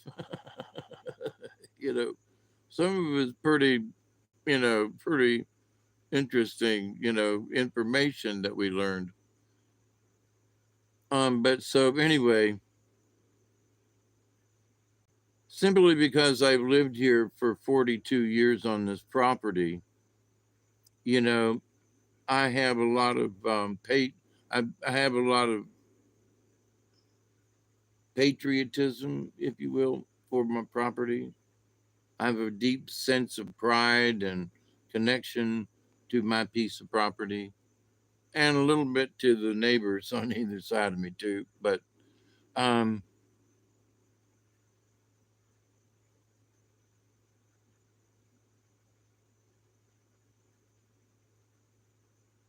so I'm definitely proud. I'm definitely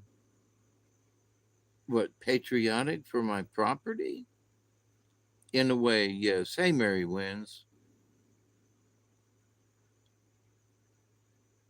So, well, if I'm proud of my house and patriotism isn't really the right word for loving your own property or house, but you are a patriot in that you mow the lawn, You paint it, you fix it up where it's needed. And so, you want to make it look good. So that's being loyal. That's being honest. That's being, you know, you glorified your own house, as your own castle, so to speak. Now, some people go to the nth degree on that, but for most of us, we're just proud of our house. We're proud, it rained today, but it didn't leak in here, we're proud of that. Really, I am. So, but to be proud of your house, to be proud of your surroundings, which makes you kind of feel sort of like patriotic, because guess what? It comes from in here, right? It's that same kind of feeling. And it's like, no, I believe that. And you can't get it out of you because it's in here, for those people who have property and they believe in their property. They believe in it. No, it's like here and the property and the trees and the thing. No, I believe it. It's in here. It's like being patriotic to the United States. Well, I live in the United States. I live in the state of Georgia. So why shouldn't I be patriotic to this property I live on and have resided for 42 years? Can I toot my own horn and wave my little flag, my Dave's flag, and go, yeah, okay? But to the point, though, that's how I feel. And somebody else looking over at Dave would go, he feels patriotic to his property? What a maroon. That boy's crazy. Yeah, but do you understand it the way I'm trying to describe it? That feeling that one has inside. Is it time? Oh, holy crap, it is. It's that time again. All right. But that feeling inside, that feeling that, this is my home, the feeling that this is my, that, and it's in there, man. And when you're patriotic and you feel it, it's in your chest and it's there.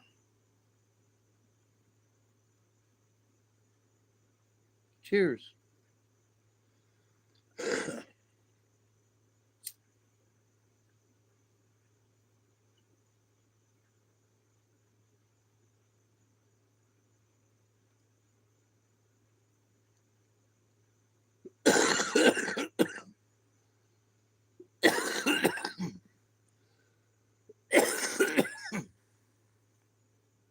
I think we can be patriotic to one another, you know, but for the honor and glory of patriotism,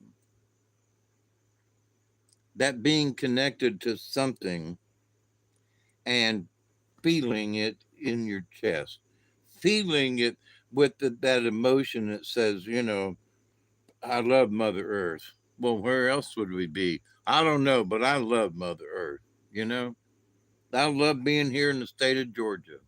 There are places on my property in the backyard back there that I'm not able to get to right now because of my health. But I know that there are places down there because I've been there and I've sat there. I've been on the creek there, and some of the places I'm thinking about are on the creek. And these are special places, you know? And it's like going to a baseball game for the people in New York City, right? It's like going to, the Braves Stadium, the New York Mets are, one of them guys up yonder, going to their stadium, right? And looking up and seeing the girders in the seats and, and how many people have sat there and, well, I feel that way when I go down in the woods and I see the trees and the grandioseness and the way the river is and how ancient it is and how long it's been there And it's sort of like looking at a stadium in a way, because I feel that there's something in here that, oh my, Creator made this, and nature had a lot to do with how it ended up looking, like tornadoes that tore down all them trees back yonder. Um,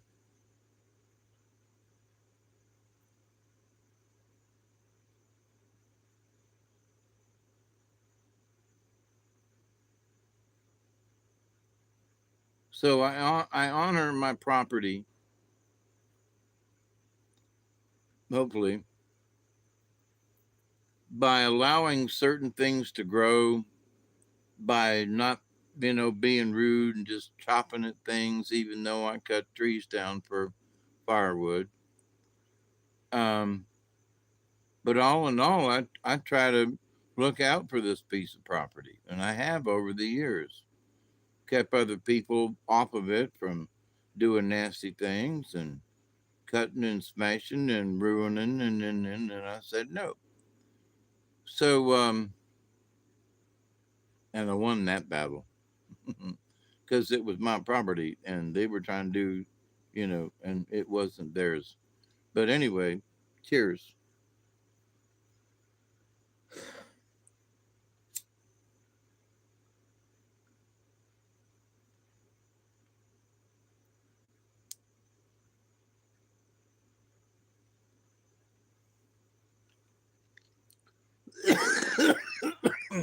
So I've been sitting here trying to think of a better word than the fact that I feel patriotism towards my house. I have certain affinities for my house, even though the roof leaks, It's just that I can't get up there to fix it, right? It's not the house's fault. It's 42 years old, and I had promised to replace that tin before now, right? 35 years, and I was going to replace it, and it's 42 years, and it's still there. So, um, but can you, be a patriot to your own house? That sounds like Looney Tunes. But you can have that same kind of connection, that feeling in your heart. Man, I feel strong about my house. What is it? Well, I don't know. It's my house. And I've worked for it, and it's my house. Yeah, okay. It's where I reside. It's where I park my stuff. It's my house. I get it, right? So does that mean you're a patriot to your house? Well, come on, Dave. That sounds stupid. Well, I know, but you feel that way about the American flag, right? Well, I'm a patriot. I feel that in my heart. Well, you feel your property the way you feel about your property. You feel that way in your heart, don't you? Well, yeah, but that doesn't mean I'm a patriot to my property. Okay, I understand. And I don't know of another word at the moment, anyway. But the idea, though, that we can have these strong feelings, not necessarily for inanimate objects. I mean, patriotism. Does it, can you touch it? Well, if you are near anybody in the armed forces, to all those men and women who have volunteered, then yeah, you can see it. You can see what patriotism looks like when they had that sort of the reason why I'm talking about this.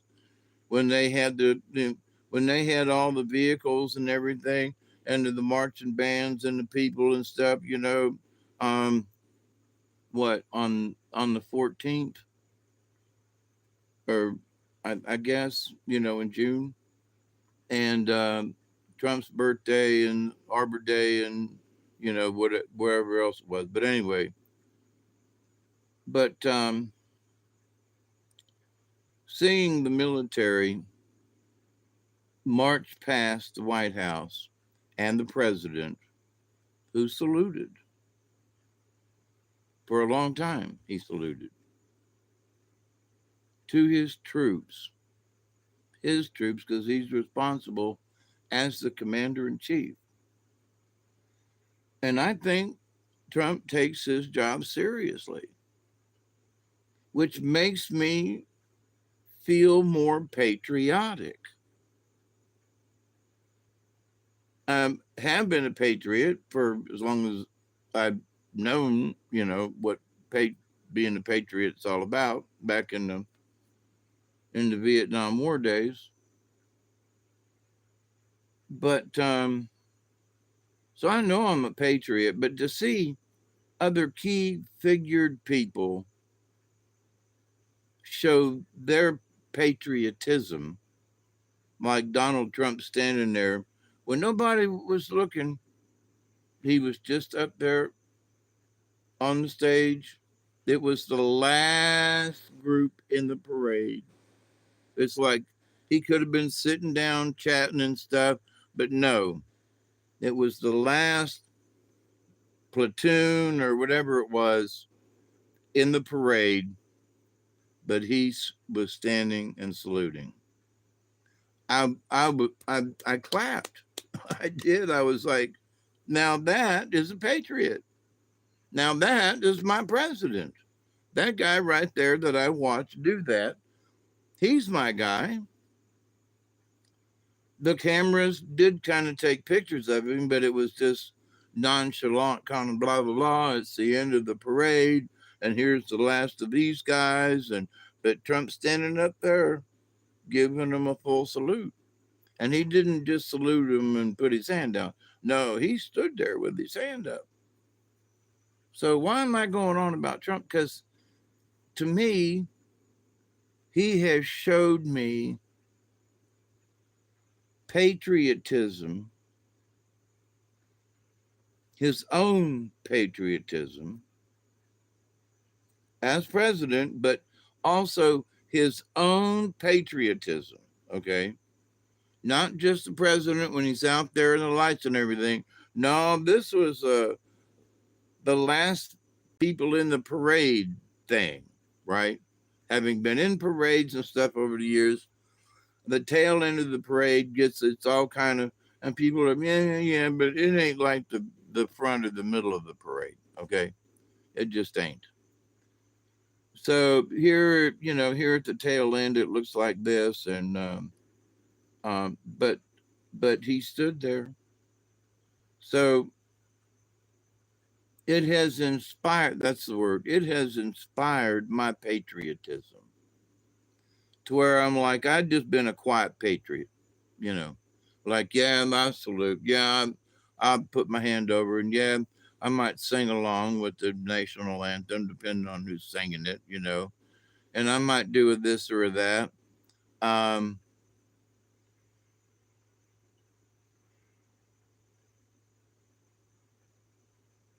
so in that, I feel like a patriot, right?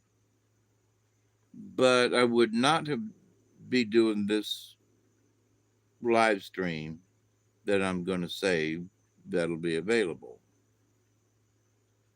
Why? Because I'd be talking about this out loud, and I'd be I would be.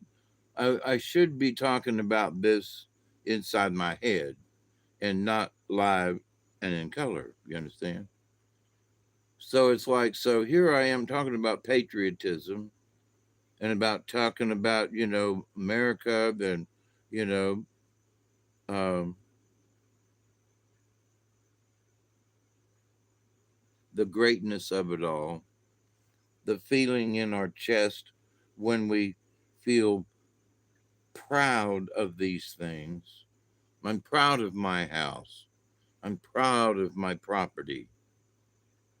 I'm proud of being American. So maybe it's the pride of these things, right? Um, that I'm proud to be an American because I live in the state of Georgia and I could have moved. And there are other states that are cool and neat, like Arkansas, I love. And but I love my state of Georgia. It was one of the original 13 colonies. It was a penal colony, and I was a prisoner here too. Um, and I have worked in a hard, hot, sweaty summer, in pine forest in South Georgia, and also sort of swampy kind of also. And that's tough. That's tough. It's murder. So I passed all these tests because I'm still here. So I'm proud of that. And I'm proud to be an American. And the glory of it all. What do you mean by that? Well, for me, the glory of the fact that, glory, hallelujah, I made it 72 years. I got a heart condition and a kidney condition, but both of them are under control. Just had eye surgery in both eyes, but it's under control. I'm 72 years old and I'm grateful and I'm proud and I'm a patriotic son bitch and I'm, you know, by the hand of God, I'm still here, still breathing. Well, ain't that something special? But for me, it is, you know. Somebody else, well, glad that, glad you're still here, Dave, Okay, no problem, No, but for me, it's like, no shit, man. This is some heavy duty stuff. I'm, I passed my test, I'm all right. And I have to pray for a friend of mine who's going in for a heart cath in the morning in just a couple of hours. And he's scared to death. I've had three of them. I told him, chill, you know, just chill out. It'll be okay. I've had three of them. I'm not pulling rank on you, but I've had three of them. Calm down. Oh, but they make you sign these things. That's because they put you under. And that's because they're going to be inside your heart. And you go into somebody's heart, there's anything could happen. You might have to defib you out or something, but just chill. These guys have got it like a 99%, track record. It might be 100%, but, they got at least 99. It's going to be okay. Well, so we have to have faith in our patriotism. So, in watching some of these people now, some of the cabinet members, I could name them all and toss together. Blah, blah, blah. All right. But then there are other states, governors, there are other states, senators, and people speaking up. They are coming out of the woodwork. All of these people have been patriots, and their patriotism has been strong, but they were bullied, like me, bullied into believing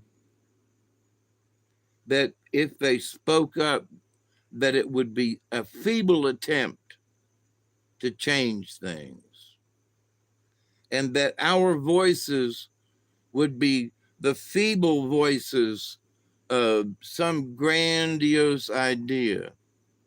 Well, guess what? Our feeble voices found a higher speech pattern.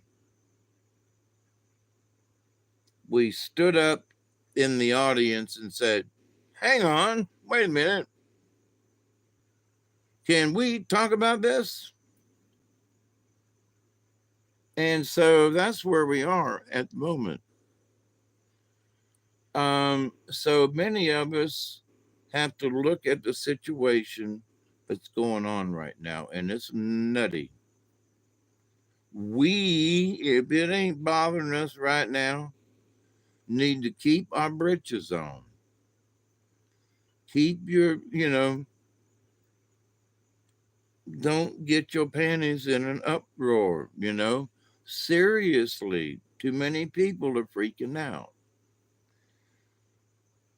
Gotta allow things to happen and then settle in. Gotta let whatever that rock is that comes down and hits the earth, don't touch it till it cools off. You know, things ain't cooled off because there's been these, you know, dive bombing things from outer space. Different things like can't watch porn in Georgia for at the moment without some kind of something. So okay, um, didn't know that was even on the table. You know what I mean? So we could have discussed it. Apparently, somebody did, and now it's the law because it is what it is. So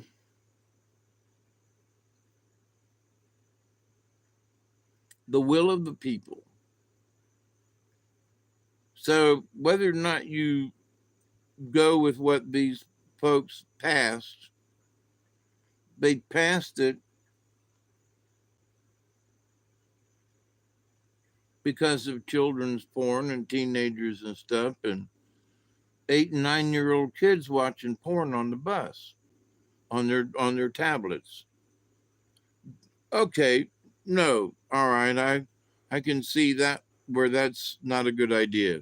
We're talking like 8 and 9 and 10 years old watching stuff on their tablets. Like, whoa, look at them two people plugging. Can you see that rather? Man, it took me till I was 19 years old to figure out that shit. And here's 10, 12-year olds got like, full movies going on. So I know it because of what's happened here in the South and reports from my high school well, they're high school students now, but when they were in the grade schools, blah blah blah, and she'd tell me about yeah, Mr. Dave, they're watching porn on the bus on the way to school, and what? So I would say so much for the parents who didn't check the phones or to put some kind of limiters on the phones themselves. But the fact that the state passed a law that nobody could watch anything like that unless you could prove that you're an adult. You can still watch it, but you got to have proof of your age. Well, that's fair, except that, you know, at this point, it hasn't been easy to figure out how to verify your age. So they made that horrific. Though I can see where the law is, but you know, the second part of making somebody prove who they are, come on, I got a driver's license, I got this, I got um take a picture and see how fucking old I am. But anyway, prove my age. Okay. Um, but gotta follow the rules. And gotta be able to figure out how to do what you gotta do because other people made a law. The um the majority of people feel this way. So this is what we're gonna do. And if you want to still live here in this county and here that in the state, this is what you got to do. Okay. And you end up doing it. Whether you like it or not, you end up doing it, right? Am I are we being forced into this? Absolutely. You know, I have to show my ID in order to buy a pack of cigarettes at 72 and a half years old.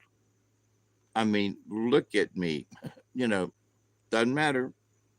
You have to have proof of ID to buy paint, canned paint, spray paint. Okay, I understand. Kids can buy it and go spray under bridges or stuff or this or maybe on somebody's car. Okay, I see that. But they should be able to allow the clerk to go, you're old enough, you know, hey kid, you're not, you know, versus that with every can of paint, you have to show your ID. Now, here in the state of Georgia, with I don't know how it works elsewhere because I've only been here, but the little barcode on the back, you know, they swipe it first, and it goes ding, you know, and then they bring the cans of paint across, and it's like, this is nuts. You know, I used to do this when I was 12 years old. I used to buy paint. Not that we did the same things with it, but we painted our bicycles and, you know, our clubhouse, and, you know, and you could buy a can of spray paint for 59 cents. You know, now it's $5 and 59 cents if you can find the color you want. Um, so, proof of age. I did a video a couple of months ago now about, you know, be proud to show your ID. Don't slink around. You know, my ID is my driver's license. Here you go. Who wants to see it? Here I am. You know, ding. It's got your, it's got your, where you live on it. Yes. So I'm on the internet. I've given out my address so many times. You know, I used to do puppets and everybody knew who I was. I had pamphlets all over the place with my address on them and my home phone number on them because that's the best I could do. Um, I'm not worried. If somebody wants me, they can find me, you know, with Google Earth, you know. Um, so my patriotism is for my planet, you know. Wait a minute, how can you be a patriot to the planet? Well, you know, that feeling, right? Being proud for the planet, being bold and proud, and being proud of my neighbors, and being proud for the scientists that come up with spooky stuff that, you know, try to make work, you know. Um, Proud of the people that think they're going to make it to Mars, you know, the way they're thinking, you know. I don't think so.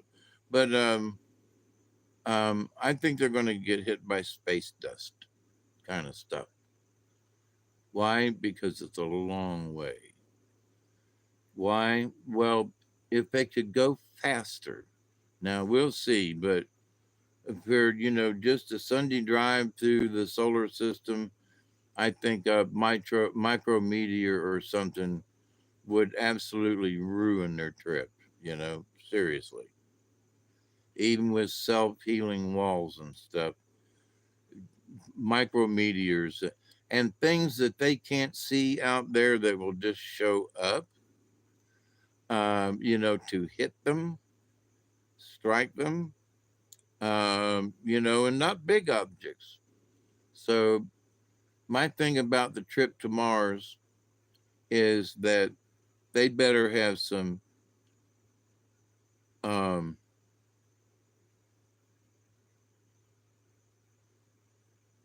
They better have a force field.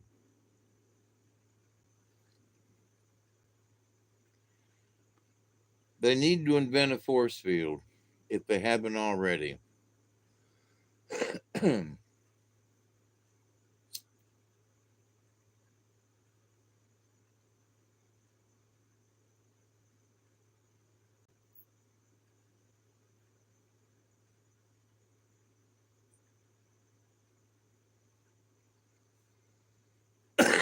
I mean, the Earth is being bombarded by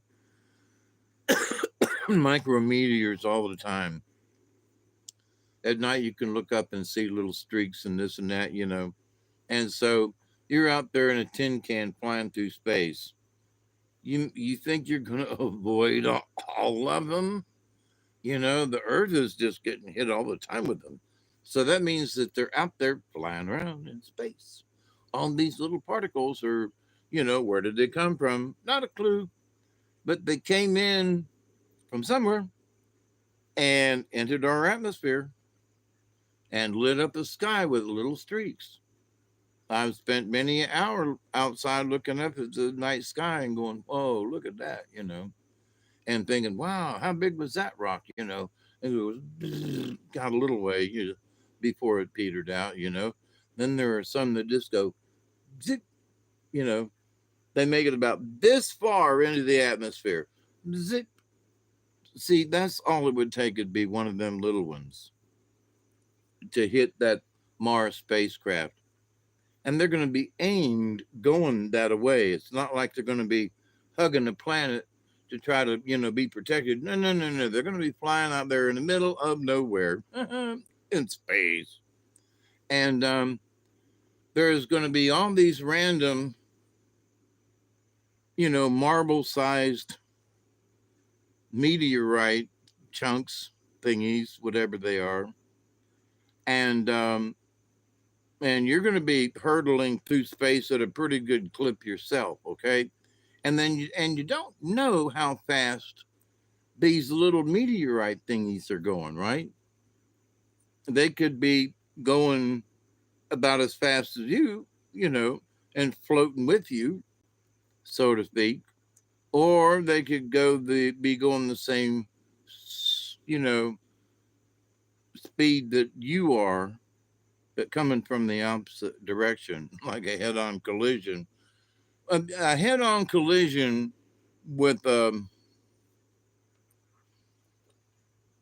head-on collision with a pebble. You know, this thing's flying through space at 100,000 miles an hour because there's no friction. It's just, it's really going. And you're flying along just going in your own business. You don't see that little rock and it ain't paying attention to you. But all of a sudden, the two of you converge. And because that's a rock and kind of fragile as I know it, that it might just break up when it hits you or hits your vehicle. But if you hit your vehicle in the right spot, it would like go right through your vehicle, right?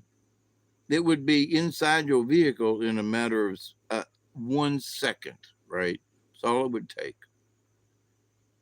So, but that little rock right there hitting your spaceship could be murder. So, with that said, do you have a force field around your vehicle? Have you even thought about one? Just say it. Have you even thought about one? Well, you better, because there's a bunch of little pieces of debris out there. And so it's like, you know, I love me some astronauts. You know, I say I love me some NASA, but because they've done their scientists have done some cool stuff in my lifetime. All right. Have private individuals done some cool stuff too? Yes. But we can't leave the scientists of NASA out of this because they've had a bunch of bad managers, right? Whether you believe they went to the moon or not, they made it look like we did. Think about that. Just think about that. Well, did they make it to the moon? I've seen the tin can. I've been to Kennedy Space Center over there in Titusville. Um, did they really fly all that way in that tin can and to the moon, land it? I thought we heard on the radio that he ran out of fuel. If he ran out of fuel, then how did they take off from there? Just some questions, Did you have gas or didn't you? Did you run out? Yes or no? Well, Armstrong was like, I got to set this puppy down. I'm about out of gas. That's about what he said. So, what's that got to do with patriotism? Well, because do you believe that, the space program? Do you believe the astronauts? Do you believe in the people who put it all together? Even if it's fake, they still put it all together. And they're running a program now. If it's fake, it's still running. you know, Kudos to them. So, but you got to be a patriot to believe because a lot of people just say, that's nonsense, right? No, you got to believe. You got to, you got to have faith. You got to have that in here kind of stuff, right? So,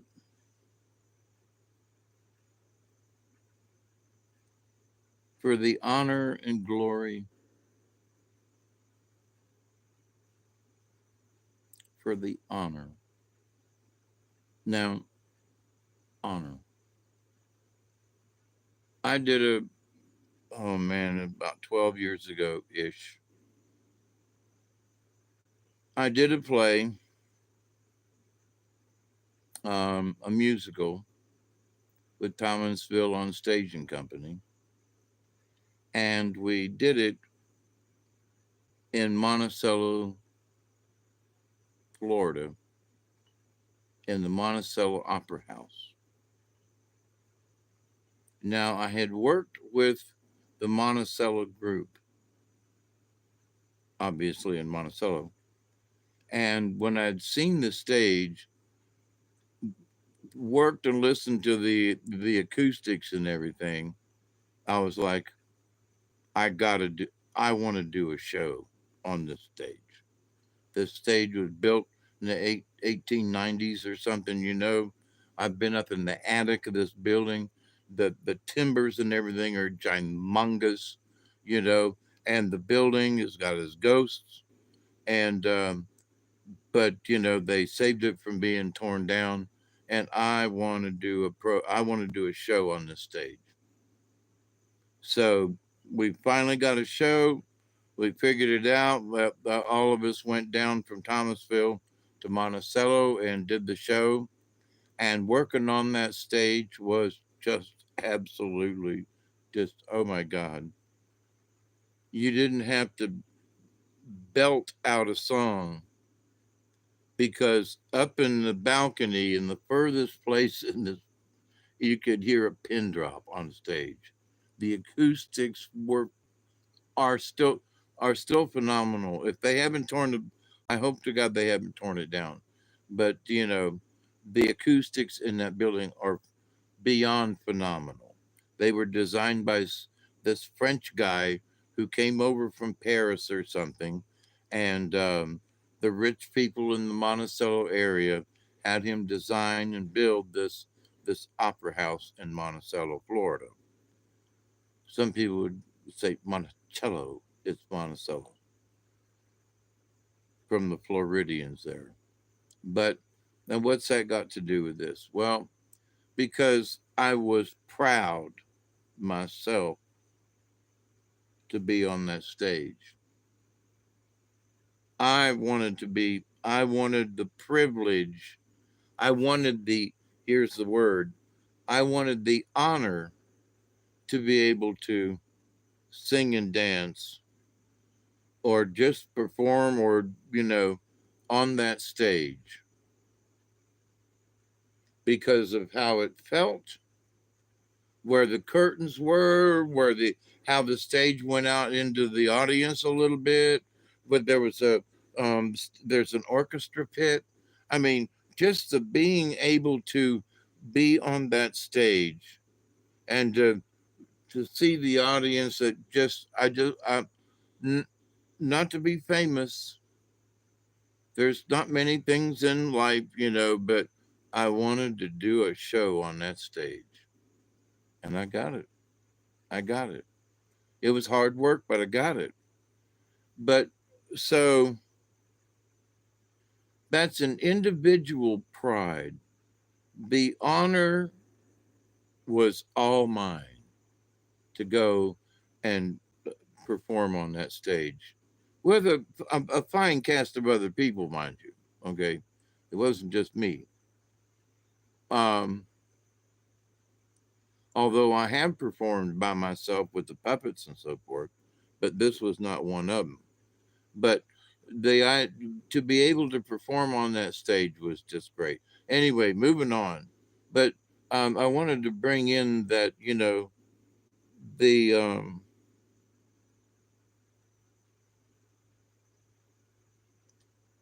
the honor was all mine kind of thing. Well, was it honorable? Well, for me, I did a good job for the people.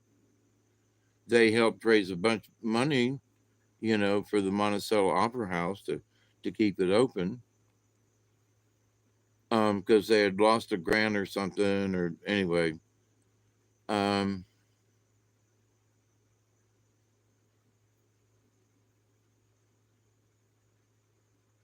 so the honor was all mine, and to the Opera House, and to the the theater group, and also the dance troupe that was associated at the time.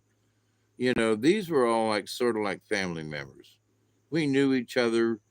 We put shows on during the years, and over the years.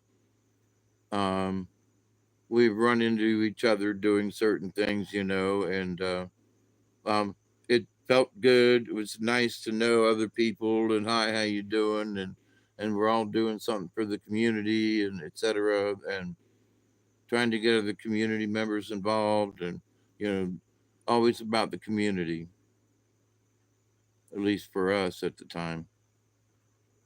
So in a way, to me, that's being patriotic. And you go, now, Dave, that's a stretch. Well, I felt something, and I still do, but I felt something for the opera house.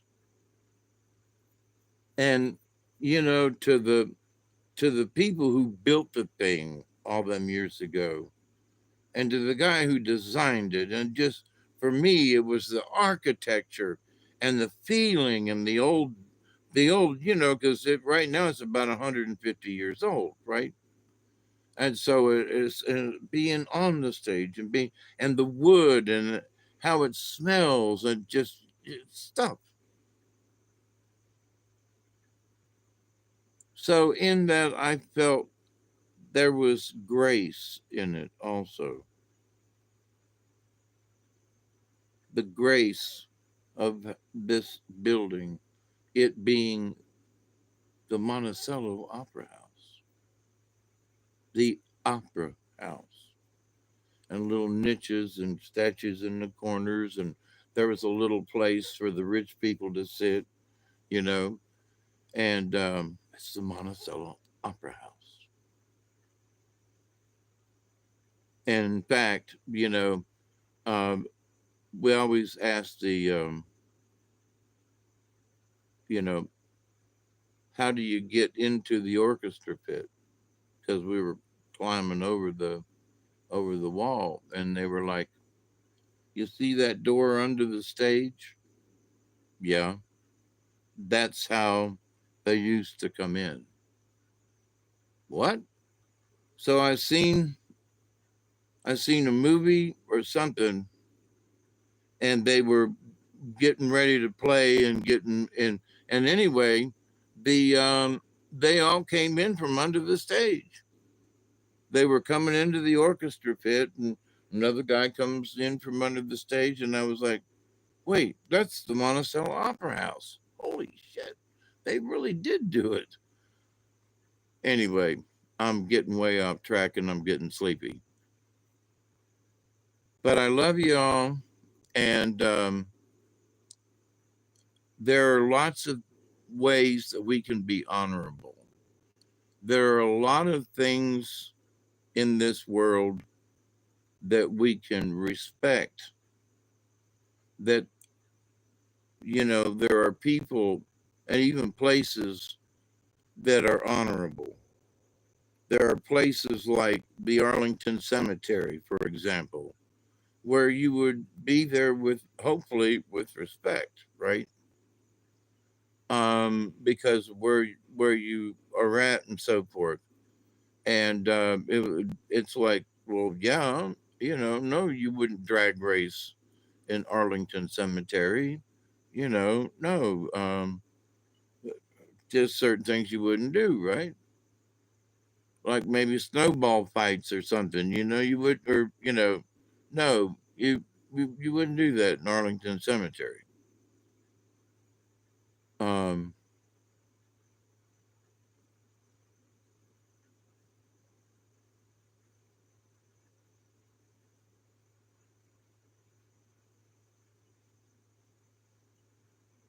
because it would not be honorable. It would be dishonorable to the troops that are buried there. It would be, so the list is on as to why you wouldn't do it, right? Morally and ethically and all that kind of good stuff.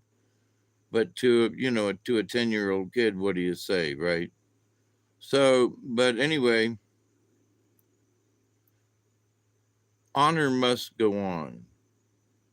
I saw the people in the audiences there around the mirrored pool there in front of this the George Washington monolith. I was like, I'm impressed. I'm impressed by the Americans who are there and not peeing in that pool. I am impressed. Do you hear me? Because if I'd have been there, I'd have had to pee in the pool. That's all there is to it. I don't know about Dookie in the pool, but I'd have had to pee in that pool. There's no doubt about it. As far away from bathrooms and everything that I saw, I'd have had to pee in that pool. So the fact that people weren't lined up peeing in the pool, I was proud of, right? Very proud. I'm proud to be an American because I saw other people acting like Americans, and they weren't peeing in the pool. They were acting like Americans at the White House, at the Washington, at the, and there wasn't any trouble. You didn't see anybody arguing. People were milling around. I watched it, and I kept watching, going, any minute now something's going to happen, right? Any minute now somebody's going to break out in a fight. Any minute now, even on the fringes or outside edges, or somebody's going to be protesting and push some. This it's going to ruin it, right? Nope, it never happened. So I wasn't trying to make in my head think that, oh, something's going to happen, something's going to happen. Please don't happen, But in doing so, I was almost wishing that something would happen by my saying no, no, no, it won't happen. It was like I was expecting something to be. So no, we don't, no, we don't want to encourage those thoughts. Not at all. No, no, no, no. We don't want to think about that. So, but Everything went smoothly as far as I know. I'm so very proud. I'm proud to be an American. Can you believe it? I'm proud to be an American. My patriotism has returned. And for other people, I can see where their patriotism has come back, you know? And it's like, whoa. So the patriotism hasn't been like this since World War II. And we don't necessarily have a war going on. But the fact that people are being, that showed, that many people showed up in Washington, showed up for the fireworks, didn't have a fight, went home peaceably. Are you kidding me? In this day and age, look at all the people that were in France and ended up fighting with one another. We had all these people in Washington who acted like human beings for the fireworks display. No killing, pushing, and all that kind of stuff. Ain't that good? We should. Everybody should. If we should clap our hands and say, "Thank you. You did a good job, y'all." You know, myrrh is powerful, like as in frankincense and myrrh. But so anyway, I'm glad to see our patriotism back. I'm glad to see the thousands of people with patriotism to show up. I'm repeating myself. I'm getting tired. I'm trying to wrap this up. So that you know, we need to keep up the good work. We need to not be afraid to show our patriotism. We need to tell our friends, "Hey, come on, it's all right. We can be patriots again." We might not be able to sing the national anthem because it's got some high notes, but we can sing, my country tells of thee, sweet land of liberty, of thee I sing. You know, you can sing a song like that and hum a few bars. You know, um, the purple mountains majesty above the fruited plain.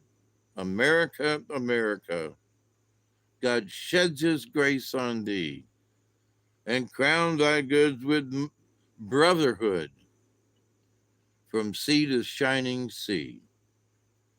And we should live up to that song, right? And crown thy good with brotherhood from sea to shining sea. Okay, brothers and sisters, we're all in this together. We're all human beings. We're all human beings, right? So keep up the good work. Don't be afraid to show your patriotism. I think we are in a new age. Absolutely. There have been little things over here and little things over there, but seeing all, again, I'm going back to it. But after seeing all them people in Washington and they weren't fighting, that is what's got me so energetic. All the people who showed up and there wasn't no killings or no fightings or no burning tires, no overturned cars. Oh my God. They came in, they organized themselves peacefully as far as being there. They saw the fireworks and they peaceably knew how to get back to their cars and go home. I'm proud to be an American. So, my dear friends, I'm falling asleep. I love you much. Hopefully, I can do another one of these later on this week. I wish you all well. To my friend who'll be being in the hospital very soon for pre-op, my prayers are with y'all that are still with me. Um, send a positive thought to my friend Kenneth. Now, I've had 3 heart caths, but he's terrified of having one. No, I need to take my meds. It's not too late. But I do need to take them, and I need to do my eye drops again. But Bernicia, you been doing all right? Who else can I see in there?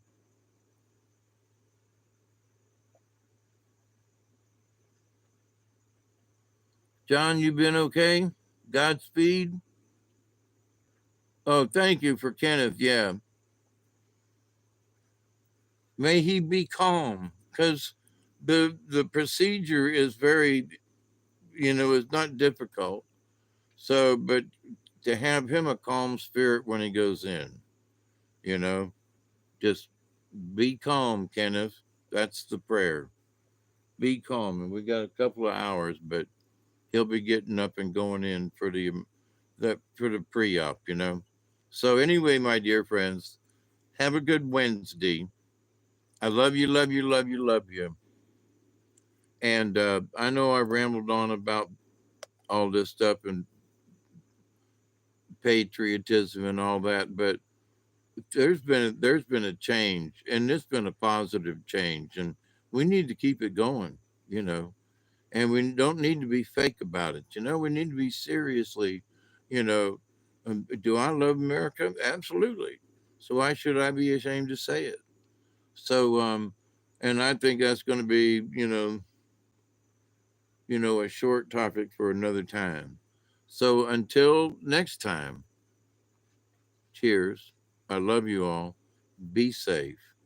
And I continue to pray that each and every day, that each and every one of you will continue to learn how to accept and receive the knowledge, the healing, the wisdom, and the many blessings from the universe. And Kenneth, stay calm, my brother. And I love you all. Bernicia, if you're still here, good night and be safe, y'all. And honestly, I do love you. Keep it together. There, I do see Richard. There was something I was going to ask you the next time I saw you, but I'm too tired to remember what it was. But it's good to see you all again. Thank you for being my friends, and thank you for coming on. So until next time, please be safe.